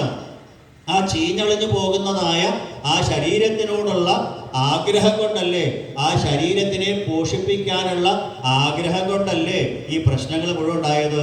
നമ്മുടെ അങ്ങനെയല്ലേ? ഈ ശരീരത്തിനെ പോഷിപ്പിക്കാൻ വേണ്ടിയിട്ടല്ലേ നമ്മൾ ചെയ്യുന്ന കോപ്രായങ്ങൾ മുഴുവൻ. നമ്മളതിന് പച്ച മലയാളത്തിൽ എന്താ പറയുക? വൈറ്റിപ്പഴപ്പാന്ന്. അതാ ഈ പ്രശ്നം. ഈ ശരീരത്തിനെ, ദേഹാഭിമാനിയായ സംസാരിയായ മനുഷ്യൻ ഈ ശരീരത്തിനെ പോഷിപ്പിക്കാൻ നോക്കുന്നതാണ് ഏറ്റവും വലിയ പ്രശ്നം. അതിനെ താലോലിക്കൊന്നും വേണ്ട എന്ന് വെച്ചിട്ട് കെട്ടിത്തൂങ്ങി ചാവുകയും വേണ്ട. ഇത് മോശമാണെന്ന് വിചാരിച്ചിട്ട് ഭഗവാൻ തന്നതാണ് എന്ന് മനസ്സിലാക്കിയിട്ട് അതിനെ വേണ്ട രീതിയിൽ ഭഗവതർപ്പണമായിട്ട് ഉപയോഗിച്ചാൽ മതി. പിന്നത്തെ ഗുരുനാഥൻ ഞാറക്കിളിയാണ്. ആ ഞാറക്കിളി, കുരരിപ്പക്ഷി, ഞാറക്കിളി ഒരു മാംസകഷ്ണം കൊത്തിക്കൊണ്ട് വന്നപ്പോൾ കുറെ കാക്കകള്, പരുന്തുകള് ഒക്കെ എൻ്റെ പുറകെ വന്നു കൊത്തി ഉപദ്രവിക്കാൻ തുടങ്ങി. അതിൻ്റെ ചുണ്ടിൽ നിന്ന് ആ മാംസകഷ്ണം താഴെ ഇട്ടു. അത് കാക്കകളും പരുന്തുകളും പറന്നുപോയി, ഒരു ശല്യമില്ലാണ്ട്. ഞാറക്കിളി പഠിപ്പിച്ചു, എന്താണ്? പ്രാപഞ്ചിക വിഷയങ്ങളോട് ആഭിമുഖ്യം വന്നാൽ ആപത്താണ് എന്ന് പറഞ്ഞാൽ മലയാളത്തിൽ നമ്മൾ പറയാറുണ്ട്, മടിയിൽ കനമുള്ളവനെ വഴിയിൽ പേടിക്കണ്ടു, അല്ലാതെ എന്ത് പേടി? അപ്പൊ ആവശ്യത്തിലധികം പ്രാപഞ്ചിക വിഷയങ്ങളോട് ശേഖരിച്ച് വെച്ച് കഴിഞ്ഞാൽ ആപത്ത്. ആ പ്രാപഞ്ചിക വിഷയങ്ങളുടെ ആഭിമുഖ്യം വന്ന് അത് സമ്പാദിച്ച് വെച്ച് കഴിഞ്ഞാൽ ആപത്തുണ്ടാവും. ഞാറക്കിളി പഠിപ്പിച്ചു. അപ്പൊ വെറുതെ നിസ്സാരമായിട്ടുള്ള ഈ മോഹങ്ങൾക്ക് വേണ്ടി കടിപിടി കൂടാനുള്ളതല്ല ഈ ജീവിതം. ഞാറക്കിളി 2 ചിറകുകൾ വെച്ച് ഭഗവാന്റെ അടുത്തേക്ക് എത്താനുള്ളതാണ്. നമ്മളാണ് ഞാറക്കിളി. ആ ഞാറക്കിളി എന്ത് വേണം? പ്രാപഞ്ചിക വിഷയങ്ങൾ എന്ന് പറയുന്ന മാംസത്തിനെ ഉപേക്ഷിക്കണം. എന്നിട്ട് 2 ചിറകുകൾ അടിക്കുക. ഏതാ 2 ചിറകുകൾ? ജ്ഞാനവും വൈരാഗ്യവും. ജ്ഞാനവൈരാഗ്യങ്ങളാകുന്ന ചിറകുകൾ അടിച്ച് പൂർണ്ണത്രൈശനിലേക്ക് പറന്നെത്താൻ നമുക്ക് സാധിക്കണം. അതാണ് ഞാറക്കിളി പഠിപ്പിച്ചത്. ആ മാംസകഷ്ണം, പ്രാപഞ്ചിക വിഷയങ്ങളുടെ ആഭിമുഖ്യം എന്ന ആ കഷ്ണം താഴെയിടൂ, ഇല്ലെങ്കിൽ ശത്രുക്കളാൽ ആക്രമിക്കപ്പെടും. പിന്നെ കൊച്ചുകുട്ടി, ബാലകൻ. ബാലകനും കൊച്ചുകുട്ടിയും എൻ്റെ ഗുരുനാഥനാണ്. കൊച്ചുകുട്ടി എന്താ പഠിപ്പിച്ചത്? ബി ഇന്നസെന്റ്, നിഷ്കളങ്കനായി തീരൂ. അവന് മാനാപമാനങ്ങളില്ല, അഭിമാനമില്ല, അവമാനമില്ല. അമ്മ തല്ലിയാലും കുട്ടി എന്ത് പറഞ്ഞാൽ കരയ? അമ്മേന്ന് പറഞ്ഞാൽ കരയ. മാതൃപീഡിത കുമാരരോദനം മാതയേഹി പരിപാഹി മാം ഇതി. കൊച്ചുകുട്ടികൾ തമ്മിൽ ചിലപ്പോൾ വഴക്കുണ്ടാക്കും. ഗോ, നിന്നോട് ഞാൻ മിണ്ടില്ല. 5 മിനിറ്റ് കഴിഞ്ഞാൽ അവരെടുത്ത് നമുക്ക് കളിക്കുക. അവർക്ക് മാനമില്ല, അപമാനമില്ല. നമ്മളല്ലേ ഏറെ പിടിച്ച് നടക്കണേ. അവരെന്നെ കണ്ട് അമ്പലത്തിൽ അവനെ കണ്ടിട്ട് മിണ്ടിയില്ല. അവരോട് ഇനി അല്പരസം ബോധ വീർപ്പിച്ച് നടക്കുക. കൊച്ചുകുട്ടിക്ക് അങ്ങനെയില്ല. അമ്മ തല്ലിയാലും അമ്മേന്ന് വിളിക്കും. കൊച്ചുകുട്ടികളുടെ മനസ്സ് വൈറ്റ് പേപ്പർ പോലെയെന്ന ഇളമാൻ ചിത്തവും വെള്ള കടലാസും സമാനമാം തെളിയും രണ്ടിലും തുല്യം എഴുതുന്നവയൊക്കെയും. കൊച്ചുകുട്ടികളുടെ മനസ്സ് വൈറ്റ് പേപ്പർ പോലെയാ. നീലമഷി കൊണ്ട് എഴുതിയാൽ നീലയായിട്ട് കാണാം, പച്ചമഷി കൊണ്ട് എഴുതിയാൽ പച്ചയായിട്ട് കാണാം. എന്താണോ നമ്മൾ പറഞ്ഞു കൊടുക്കുന്നത് അതാണ് കൊച്ചുകുട്ടികൾ സ്വായത്തമാക്കുക. കരിങ്കല്ലിൽ കൊത്തിയതുപോലെ കുഞ്ചനമ്പേര് പറഞ്ഞില്ലേ, ചെറുപ്പകാലങ്ങളിലുള്ള ശീലം മറക്കുമോ മാനുഷനുള്ള കാലം. അതുകൊണ്ട് പ്രഹ്ലാദൻ പറഞ്ഞു, കൗമാര ആചരിൽ പ്രാജ്ഞോ ധർമാൻ ഭാഗവതാനിഹ. അകക്കണ്ണു തുറപ്പിക്കാൻ ആശാൻ ബാല്യത്തിലെത്തണം. അതുകൊണ്ട് കൊച്ചുകുട്ടികൾ നിഷ്കളങ്കരാണ്. എന്താണോ നമ്മൾ പറഞ്ഞു കൊടുത്തത് അതാണ് അവർ മനസ്സിലാക്കാൻ. ഇന്ന് നമുക്ക് എന്തെങ്കിലും അറിയാം എന്നുണ്ടെങ്കിൽ ചെറുപ്പത്തിലെ മാതാപിതാക്കൾ എന്ന് പറയുന്ന ഗുരുക്കന്മാരും പിന്നെ അധ്യാപകരെന്ന് പറയുന്ന ഗുരുക്കന്മാരും നമുക്ക് പറഞ്ഞു തന്നതായ ബാല്യത്തിൽ പറഞ്ഞു തന്നതായ കാര്യങ്ങളെ കൊണ്ടാണ്. അതാണ് അതിൻ്റെ അടിത്തറ. അപ്പോൾ കൊച്ചുകുട്ടിയെ പോലെ നിഷ്കളങ്കനായി തീരൂ, മാനാപമാനങ്ങൾ ഇല്ലാതായി തീരൂ. നിങ്ങൾക്ക് മാനമോ അപമാനമോ ക്ഷയമോ വൃദ്ധിയോ കീർത്തിയോ അപകീർത്തിയോ ശത്രുവോ മിത്രമോ സന്തോഷമോ സന്താപമോ സുഖമോ ദുഃഖമോ ഒന്നുമില്ല എന്ന് മനസ്സിലാക്കൂ. ഇങ്ങനെ ആ കൊച്ചുകുട്ടിയെ പോലെ നിഷ്കളങ്കനായി തീരൂ. പിന്നത്തെ ഗുരുനാഥൻ സർപ്പമാണ്. സർപ്പം സ്വന്തമായിട്ട് ഗൃഹം പണിയാറില്ല. എലിയുടെ മാളത്തിലോ കല്ലിൻ്റെ ഇടയിലൊക്കെ താമസിക്കും. എന്ന് പറഞ്ഞാൽ നമുക്ക് മറ്റുള്ളവരെ ഗൃഹത്തിൽ കയറി ഇത്തിക്കണ്ണി പോലെ താമസിക്കണമെന്നല്ല, ലളിതമായിട്ട് ജീവിക്കൂ. എത്രത്തോളം ലളിതമായിട്ട് ജീവിക്കാമോ. 35,000 സ്ക്വയർ ഫീറ്റ് 12 ബെഡ്റൂമുള്ള സെൻട്രലൈസ്ഡ് വീട് പണിതിട്ട് അതിനുള്ള ഭാര്യ ഉണ്ടാവും, ഭർത്താവ് ഉണ്ടാവും, ഒരു പെൺകുട്ടി ഉണ്ടാവും. ആ പെൺകുട്ടിയെ കെട്ടിച്ചു വിട്ട് കഴിഞ്ഞാൽ വയസ്സാം കാലത്ത് 1+1 35,000 സ്ക്വയർ ഫീറ്റ് സെൻട്രലൈസ്ഡ് AC-യിൽ 2 പേര്. എന്തിനാ ഈ കോപ്രായം കാണിക്കണേ? ലളിതമായിട്ട് ജീവിച്ചുകൂടെ? പിന്നെ സർപ്പത്തിൻ്റെ മറ്റൊരു പ്രത്യേകത, എല്ലാവരുടെ ദൃഷ്ടിയിൽ നിന്നും മറഞ്ഞുകൊണ്ടായിരിക്കുക. ഇതുപോലെ ഒരു സാധകൻ, ഒരു യോഗി തൻ്റെ കഴിവ് പുറത്തേക്ക് കേമത്തം കാണിച്ചുകൊണ്ട് നടക്കില്ല. എക്സിബിഷനിസം, ആ പ്രദർശന സ്വഭാവം അത് ഒഴിവാക്കൂ. തൻ്റെ ചാരത്തിൽ കിടക്കുന്ന അഗ്നി പോലെ തൻ്റെ ഉള്ളിലുള്ള ആ അറിവിനെ, ജ്ഞാനത്തിനെ ആവശ്യമുള്ളപ്പോഴേ പുറത്തെടുക്കാവൂ. ശത്രു വന്നാലാണ് പണം ഉയർത്തി ചീറ്റുക. ആവശ്യമുള്ളപ്പോഴേ തല ഉയർത്താവൂ. വിദ്യാർപ്പണം പാത്രമറിഞ്ഞു വേണം. ഒരു സർപ്പത്തിനെ പോലെ തൻ്റെ മാഹാത്മ്യത്തിനെ ഗൂഢമായിട്ട് വയ്ക്കണം. എപ്പോഴും ആ പൊങ്ങച്ചം കൊണ്ട് ഞാൻ കേമനാണ് കോളർ പൊക്കി വെച്ച് നടക്കണ്ട. സർപ്പത്തിനെ പോലെ ഒതുങ്ങി കഴിയൂ എന്ന് സർപ്പം പഠിപ്പിക്കണം. പിന്നത്തേത് ഊർണനാഭിയാണ്. 22ാമത്തെ ഗുരുനാഥൻ ചിലന്തി. ആ ഊർണനാഭി തന്നിൽ നിന്ന് നൂലുണ്ടാക്കണു. ആ നൂലുണ്ടാക്കിയിട്ട് ഇര പിടിക്കണം. ഇര പിടിച്ചു കഴിഞ്ഞാൽ കുറച്ച് തൻ്റെ ഇര പിടിക്കൽ കഴിഞ്ഞാൽ തന്നിലേക്ക് തന്നെ വലിച്ചു വയ്ക്കും. അപ്പൊ തന്നിൽ നിന്ന് നൂലുണ്ടാക്കുന്നത് സൃഷ്ടി, വല കിട്ടുന്നത് സ്ഥിതി, ഏറ്റവും അവസാനം ഉള്ളിലേക്ക് വലിച്ചു വയ്ക്കുന്നത് സംഹാരം. ഇങ്ങനെ ചിലന്തിയെ പോലെയാണ് ഭഗവാൻ ശ്രീഹരി സൃഷ്ടി സ്ഥിതി സംഹാരങ്ങൾ നടത്തുന്നത്. ഭഗവാനിൽ നിന്ന് ലോകത്തിനെ സൃഷ്ടിക്കണു, ഭഗവാൻ തന്നെ പരിപാലിക്കണു, ഭഗവാനിലേക്ക് തന്നെ പിൻവലിക്കണു. ലോകത്തിൻ്റെ സൃഷ്ടി സ്ഥിതി ലയങ്ങൾ നടത്തുന്നത് ഭഗവാനാണ്. പിന്നത്തെ ഗുരുനാഥൻ 23ാമത്തെ ഗുരുനാഥൻ വേട്ടാളനാണ്. വേട്ടാളൻ ഒരു പുഴുവിനെ കൊണ്ടുപോയിട്ട് ആ കൂടിനുള്ളിൽ വെച്ച് എന്ന് ശബ്ദമുണ്ടാക്കും. ആ ഉള്ളിലുള്ള പുഴു വേട്ടാളനെ തന്നെ ധ്യാനിച്ചുകൊണ്ട്, വേട്ടാളനെ സ്മരിച്ചുകൊണ്ട് വേട്ടാളനായി തീരും.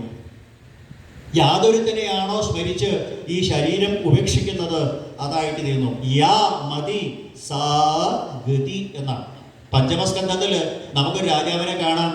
മാൻകുട്ടി മാൻകുട്ടി മാൻകുട്ടി മാൻകുട്ടി മാൻകുട്ടി മാൻകുട്ടി മാൻകുട്ടി മാൻകുട്ടി എന്ന് ജപിച്ച് മാൻകുട്ടിയായ ഭരതന്റെ കഥ. ദശമസ്കന്ധത്തിലെ 66ാമത്തെ അധ്യായത്തിൽ മറ്റൊരു രാജാവിനെ കാണാം. കൃഷ്ണോഹം കൃഷ്ണോഹം കൃഷ്ണോഹം കൃഷ്ണോഹം കൃഷ്ണോഹം, ഞാൻ തന്നെയാ ഒറിജിനൽ കൃഷ്ണൻ. ഇത് പറഞ്ഞ് കൃഷ്ണനിൽ ലയിച്ച ഒരു രാജാവിനെ കാണാം, പൗണ്ഡ്രക വാസുദേവൻ. അപ്പോൾ ആ വിഷയാധ്യായതശ്ചിത്തം വിഷയേഷു വിഷജ്യതേ മാമനുസ്മരതചിത്തം മയ്യേവ പ്രവിലീയതേ എന്ന് ആ വേട്ടാളൻ പഠിപ്പിച്ചു. ഭഗവാനെ തന്നെ ധ്യാനിച്ചിരുന്നാൽ ഭഗവാനിലേക്ക് എത്താം. അപ്പൊ നിരന്തര ധ്യാനത്തിലൂടെ ഭഗവാനിലേക്ക് എത്താം. പിന്നത്തെ ഒരു ഗുരുനാഥനാണ് ശരകൃത്ത്, അസ്ത്രമുണ്ടാക്കുന്നവൻ. നാളത്തെ പ്രഭാതത്തിലേക്ക് 100 അസ്ത്രമുണ്ടാക്കി തന്നില്ലെങ്കിൽ നിന്റെ തല വെട്ടും എന്ന് രാജാവിൻ്റെ കൽപ്പന. രാജാവ് ഒരു ഭടനെ അവിടെ കാവലിരുത്തി ഇവരുണ്ടാക്കുന്നത് കൊണ്ടുവരണം. ആ സമയത്താണ് ഒരു ഘോഷയാത്ര പോയത്. ഈ നോക്കിയിരുന്ന ആൾ ചോദിച്ചു ഈ ശരകൃത്തിനോട്, ഏതാ ഈ ഘോഷയാത്ര? അയാൾ പറഞ്ഞു, ഘോഷയാത്രയോ? ഞാൻ അറിഞ്ഞേയില്ലല്ലോ. ആ ശരകൃത്ത് പഠിപ്പിച്ചു, ശ്രദ്ധ. ഏതൊരു കാര്യം ചെയ്യുന്നതിനും ശ്രദ്ധയുണ്ടാവണം. ഭാഗവതം കേൾക്കുമ്പോഴും അതുപോലെ തന്നെ പാചകം ചെയ്യുമ്പോഴും, നമ്മൾ ഏത് പ്രവൃത്തി ചെയ്യുമ്പോഴും ശ്രദ്ധയുണ്ടാവണം. നമ്മുടെ പാചകം പോലും ഒരു തപസ്സാണ്. എന്താണ് തപസ്? മനസ്സേന്ദ്രിയാണാംച ഏകാഗ്രം തപ ഉച്യതേ. മനസ്സിൻ്റെയും ഇന്ദ്രിയങ്ങളുടെയും ഏകാഗ്രതയ്ക്കാണ് തപസ്. പാലടുപ്പത്ത് വെച്ചിട്ട് മൊബൈൽ ഫോണിൽ തോണ്ടാൻ പോയി കഴിഞ്ഞാൽ കുറച്ച് കഴിഞ്ഞാൽ മൂക്ക് പറയും പാല് കരിഞ്ഞു എന്നും. അപ്പോൾ പാചകം എന്ന് പറയുന്നതും ഒരു തപസ്സാണ്. ശ്രദ്ധയുണ്ടാവണം. ശരകൃത്ത് പഠിപ്പിച്ചു, ഏത് കാര്യം ചെയ്യുമ്പോഴും അതീവ ശ്രദ്ധയോടുകൂടി ഇവിടെ. ക്ലാസ്സിൽ ടീച്ചർമാർ പറയല്ലേ, ക്ലാസ്സിൽ ശ്രദ്ധിച്ചിരുന്നാൽ തന്നെ പാസ്സാവാനുള്ള മാർക്ക് കിട്ടും. ശ്രദ്ധ. ധുന്ധുകാരി ഭാഗവതം കേട്ടതുപോലെ ഭാഗവതം കേൾക്കണം ശ്രദ്ധയോടുകൂടി എന്ന് പറയാൻ വേണ്ടിയിട്ടാണ് ധുന്ധുകാരുടെ കഥ ഭാഗവത മഹാത്മ്യത്തിൽ പറഞ്ഞത്.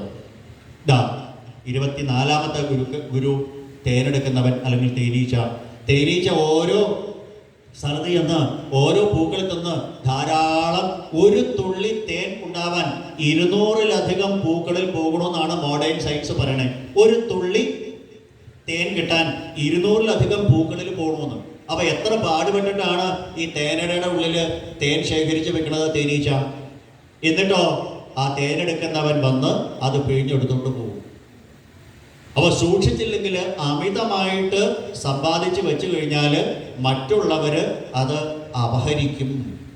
അതുകൊണ്ട് തേനീച്ച പഠിപ്പിച്ചു, തേനെടുക്കുന്നവൻ പഠിപ്പിച്ചു, ഇതേപോലെ ആവരുത്. അപ്പൊ മറ്റുള്ളവര് ലുബ്ധൻ സൂക്ഷിക്കുന്നതായ സമ്പത്ത് വേറൊരുത്തൻ ഉപയോഗിക്കും എന്നർത്ഥം. എന്ന് മാത്രമല്ല, വേറൊരു ശുഭസൂചകമായിട്ടുള്ളൊരർത്ഥം കൂടിയുണ്ട്. തേനെടുക്കുന്നവൻ, മധുഹ എന്ന് പറയുന്ന തേനെടുക്കുന്നവൻ, ഒരു പോസിറ്റീവ് വെർഷൻ കൂടിയുണ്ട്. എന്താ? ഒരു ഗൃഹസ്ഥൻ എന്ന് പറയുന്നവൻ സമ്പാദിക്കുന്നതാണ് മറ്റു 3 ആശ്രമികൾക്കും ആശ്രയമായിട്ടുള്ളത്. വാനപ്രസ്ഥനും സന്യാസിക്കും ബ്രഹ്മചാരിക്കും ആശ്രയമായിട്ടുള്ളത് ഗൃഹസ്ഥനാണ്. അപ്പോൾ 4 ആശ്രമങ്ങളിൽ വെച്ച് ചതുർണാമഭി, ആ ആശ്രമങ്ങളിൽ വെച്ച് ഗാർഹസ്ഥ്യം ശ്രേഷ്ഠമുത്തമം. 4 ആശ്രമങ്ങളിൽ വെച്ച് ശ്രേഷ്ഠമായത് ഗാർഹസ്ഥ്യമാണെന്ന് പറയുന്നു. കാരണം ഭിക്ഷാം ദേഹി എന്ന് പറയുന്ന സന്യാസിക്ക് വാനപ്രസ്ഥന്റെ അടുത്തോ ബ്രഹ്മചാരിക്ക് സന്യാസിയുടെ അടുത്തോ പോകാനായിട്ട് സാധിക്കില്ല. ഈ 3 ആശ്രമങ്ങൾക്കും ആശ്രയമായിട്ടുള്ളത് ഗൃഹസ്ഥനാണ്. അപ്പൊ അവിടെ നല്ല ശുഭസൂചകമായ അർത്ഥം, ഒരു ഗൃഹസ്ഥൻ സമ്പാദിച്ചു വയ്ക്കുന്ന ആഹാരവും സമ്പത്തുമാണ് മറ്റ് ആശ്രമങ്ങൾക്ക് ആശ്രയമായിരിക്കുന്നത് എന്ന ഒരു നല്ല തത്വം കൂടി പറയും. അപ്പൊ ഗൃഹസ്ഥൻ സമ്പാദിച്ചത് ലോകത്തിന് ഉപകാരപ്രദമായി തീരണു എന്നൊരർത്ഥം കൂടിയുണ്ട്. ഇങ്ങനെ 24 ഗുരുക്കന്മാരെ പറ്റി പറഞ്ഞു.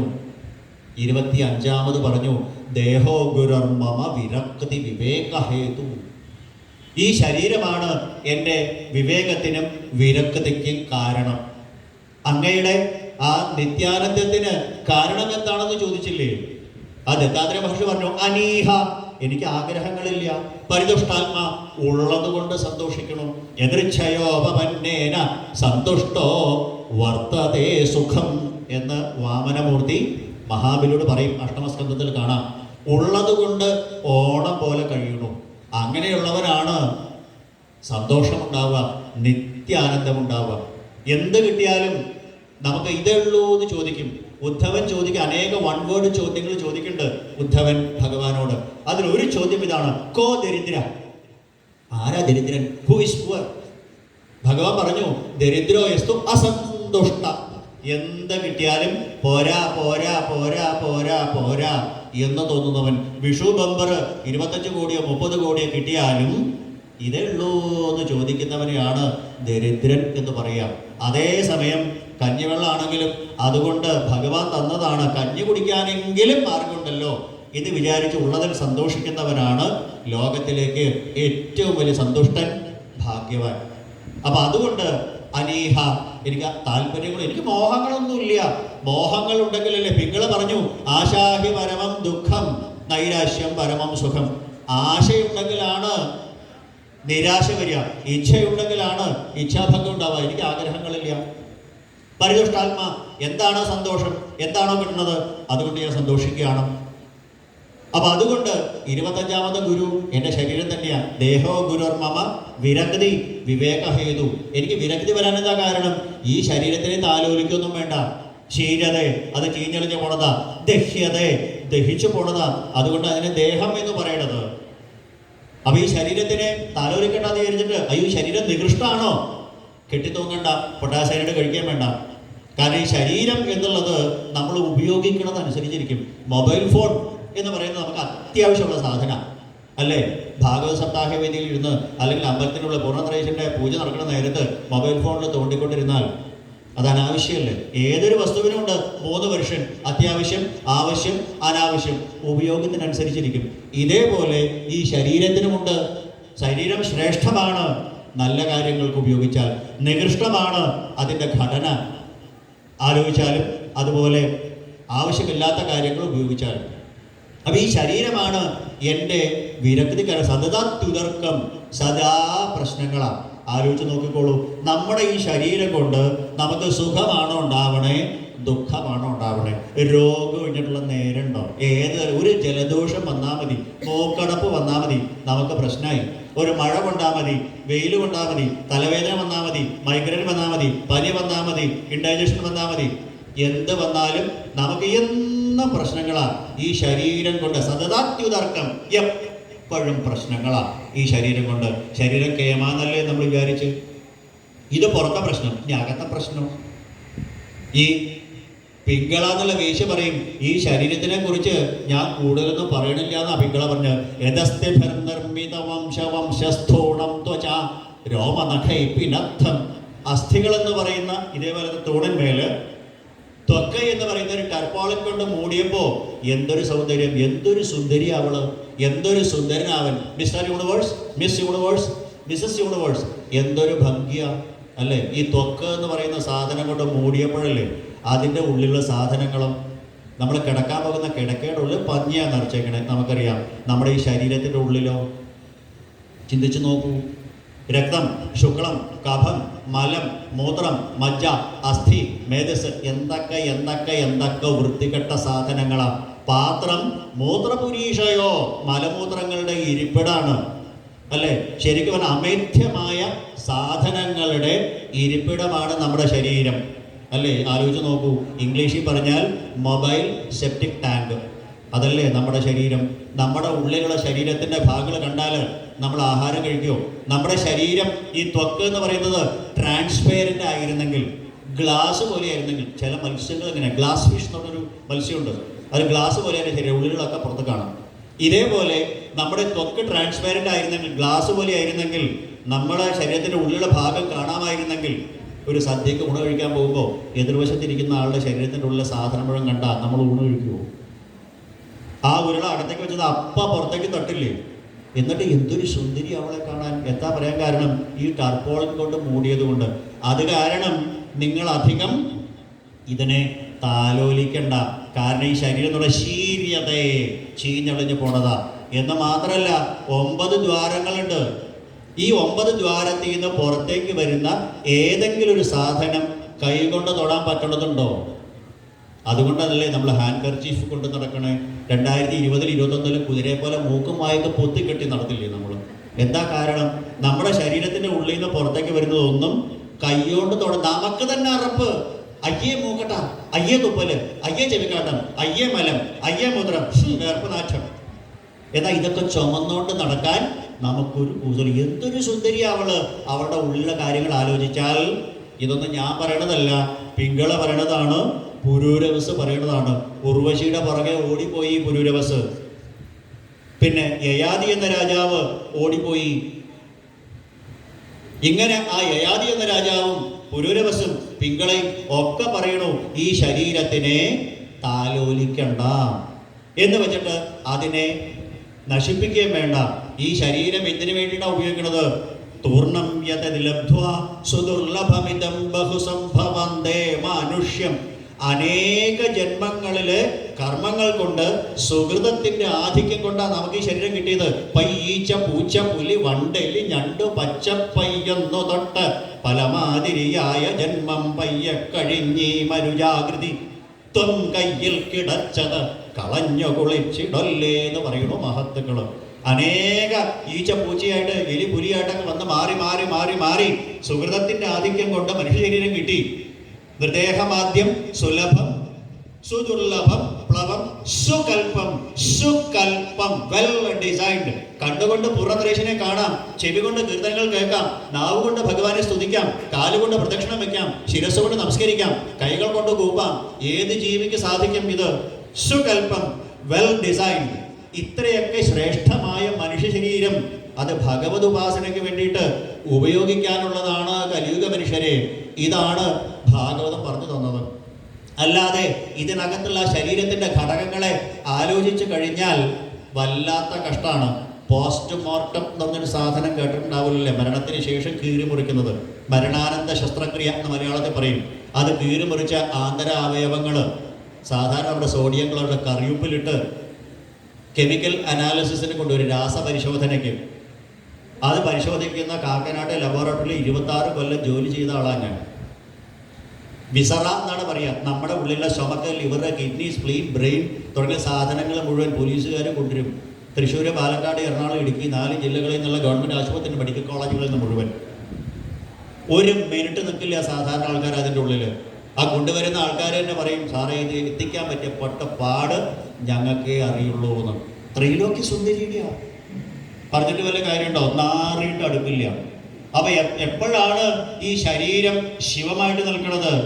പൂർണ്ണത്രയീശൻ ഇതിനകത്ത് പ്രകാശിച്ചുകൊണ്ട് നിൽക്കുമ്പോൾ അവിദ്യയാകുന്ന അജ്ഞതയാകുന്ന കാർമേഘത്താൽ മൂടിയിരിക്കുക.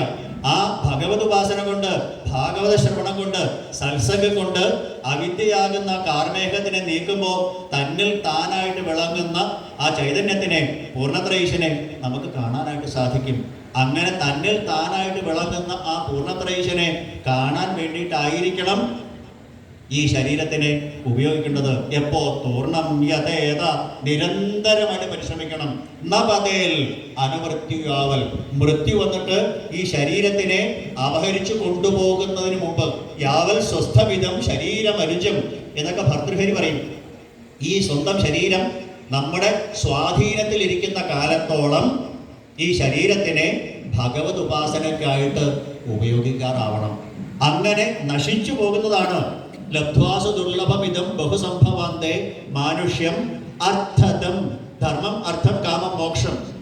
അതിൽ തത്രാവി മോക്ഷ ഏവാർത്ഥ ആത്യന്തികതയേഷ്യതേ. പരമപുരുഷാർത്ഥമായിരിക്കുന്ന മോക്ഷത്തിനെ നേടാൻ വേണ്ടിയിട്ടുള്ളതാണ് ഈ ശരീരം. പക്ഷെ അതിന് കുഴപ്പമുണ്ട്. ആ നിത്യം ഏത് സമയത്തും അതില്ലാതാവാം. ജലത്തിലെപ്പോളകളെന്ന പോലെ ചലം മനുഷ്യനു ശരീരബന്ധം. നീർപ്പോള പൊട്ടണം നേരെ വേണ്ടൂ. അപ്പോൾ ഈ നീർപ്പോള പൊട്ടുന്നത് പോലെ ഈ മനുഷ്യ ശരീരം നഷ്ടപ്പെടുന്നതിന് മുമ്പ് തൂർണം യതേത നപതേത നിമൃത്യുവാവൽ നിശ്രേയസായ, ശ്രേയസിന് വേണ്ടിയിട്ട് പ്രവർത്തിക്കാറാവണം. ഇപ്പം മരണം വന്നിട്ട് നമ്മുടെ ഈ ശരീരത്തിനെ അപഹരിക്കുന്നതിന് മുമ്പ്, ഈ ശരീരം നിലനിൽക്കുന്ന കാലത്തോളം, സ്വസ്ഥമായിട്ടിരിക്കുന്ന കാലത്തോളം, നമുക്ക് ജീവനുള്ള കാലത്തോളം, ആരോഗ്യമുള്ള കാലത്തോളം ഈ ശരീരം എന്ന് പറയുന്നത് ഈശ്വരനെ ഉപാസിക്കാൻ വേണ്ടിയിട്ടുള്ളതാണ്. നളഗോപുരമണി ഗിരിവന്മാർ പറഞ്ഞതുപോലെ വാണി ഗുണാനുകഥനെ, നാവുകൊണ്ട് അങ്ങയെ സ്തുതിക്കാൻ സാധിക്കണം. ശ്രവണവും കഥായാം, അവിടുത്തെ കഥകൾ കേൾക്കാൻ സാധിക്കണം. ഹസ്തൗച കർമ്മസു, അങ്ങയുടെ സേവനം ചെയ്യാൻ സാധിക്കണം. മനസ്തവ പാദയോർന്ന സ്മൃത്യാം, അങ്ങയുടെ പാദങ്ങളെ മനസ്സിൽ ധ്യാനിക്കാൻ സാധിക്കണം. ശിരസ്തവ നിവാസ ജഗൽ പ്രണാമേ, ശിരസ് അങ്ങയുടെ മുമ്പിൽ നമസ്കരിക്കാൻ സാധിക്കണം. ദൃഷ്ടിസതാം ദർശനസ്തു ഭവത്തനൂനാം, കാണുന്നതൊക്കെ അവിടുത്തെ രൂപമായിട്ട് കാണണം. ഇങ്ങനെ ഈ മനുഷ്യ ശരീരത്തിൻ്റെ എല്ലാ അവയവങ്ങൾ കൊണ്ടും എല്ലാ ഇന്ദ്രിയങ്ങൾ കൊണ്ടും ഓരോ കോശം കൊണ്ടും ഭഗവാനെ ഉപാസിക്കാറാവണം. അതിനു വേണ്ടിയിട്ടുള്ളതാണ് ഈ മനുഷ്യ ശരീരം എന്ന് നമ്മളെ ഉദ്ബോധിപ്പിക്കുന്ന ശാസ്ത്രമാണ് ഭാഗവതം. പ്രവൃത്തി മാർഗത്തിൽ നിന്ന് നിവൃത്തി മാർഗത്തിലേക്ക് എത്തി നിത്യാനന്ദം അനുഭവിക്കാൻ മനുഷ്യനെ ഉപദേശിക്കുന്നതെന്തോ നൃണാം യേനോപദിശ്യേത തൽ ശാസ്ത്രം അഭിധീയതേ. പ്രവൃത്തി മാർഗങ്ങളിൽ മുഴുകിക്കിടക്കുന്ന കലിയുഗ മനുഷ്യനെ നിവൃത്തി മാർഗത്തിലേക്ക് എത്തിച്ച് നിത്യാനന്ദം അനുഭവിക്കാനുള്ളതാണ് ഈ മനുഷ്യ ശരീരം എന്ന് മനുഷ്യനെ ഉപദേശിക്കുന്ന ശാസ്ത്രമാണ് ഭാഗവതം. അതിന് അനേകം ഗുരുക്കന്മാര് 24 എന്ന് പറഞ്ഞു എന്നേ ഉള്ളൂ. 24 ലക്ഷം 24 കോടി കാണുന്നതൊക്കെ ഗുരുക്കന്മാരാണ്. അങ്ങനെയുള്ള ഗുരുക്കന്മാരുടെ അനുഗ്രഹത്തോടെ നിർദ്ദേശത്തോടെ നമുക്കും ഈ മനുഷ്യ ശരീരം കൊണ്ട് ഭഗവാനെ ഉപാസിച്ച് നിത്യാനന്ദം ലഭിക്കട്ടെ. അതിന് ശ്രീപൂർണത്രയീശൻ അപൂർണരായിരിക്കുന്ന നമ്മളെ കലിയുഗ മനുഷ്യരെ സദാ അനുഗ്രഹിക്കട്ടെ എന്ന് പ്രാർത്ഥിച്ചുകൊണ്ട് എല്ലാവർക്കും എന്നും പൂർണ്ണത്രയീശൻ്റെ അനുഗ്രഹം സദാ ഉണ്ടാകട്ടെ എന്ന് പ്രാർത്ഥിച്ചുകൊണ്ട് എൻ്റെ വാക്കുകൾ ഭക്തവത്സലനായ ശ്രീപൂർണത്രയീശൻ്റെ തൃപ്പാദങ്ങളിൽ സമർപ്പിക്കണം.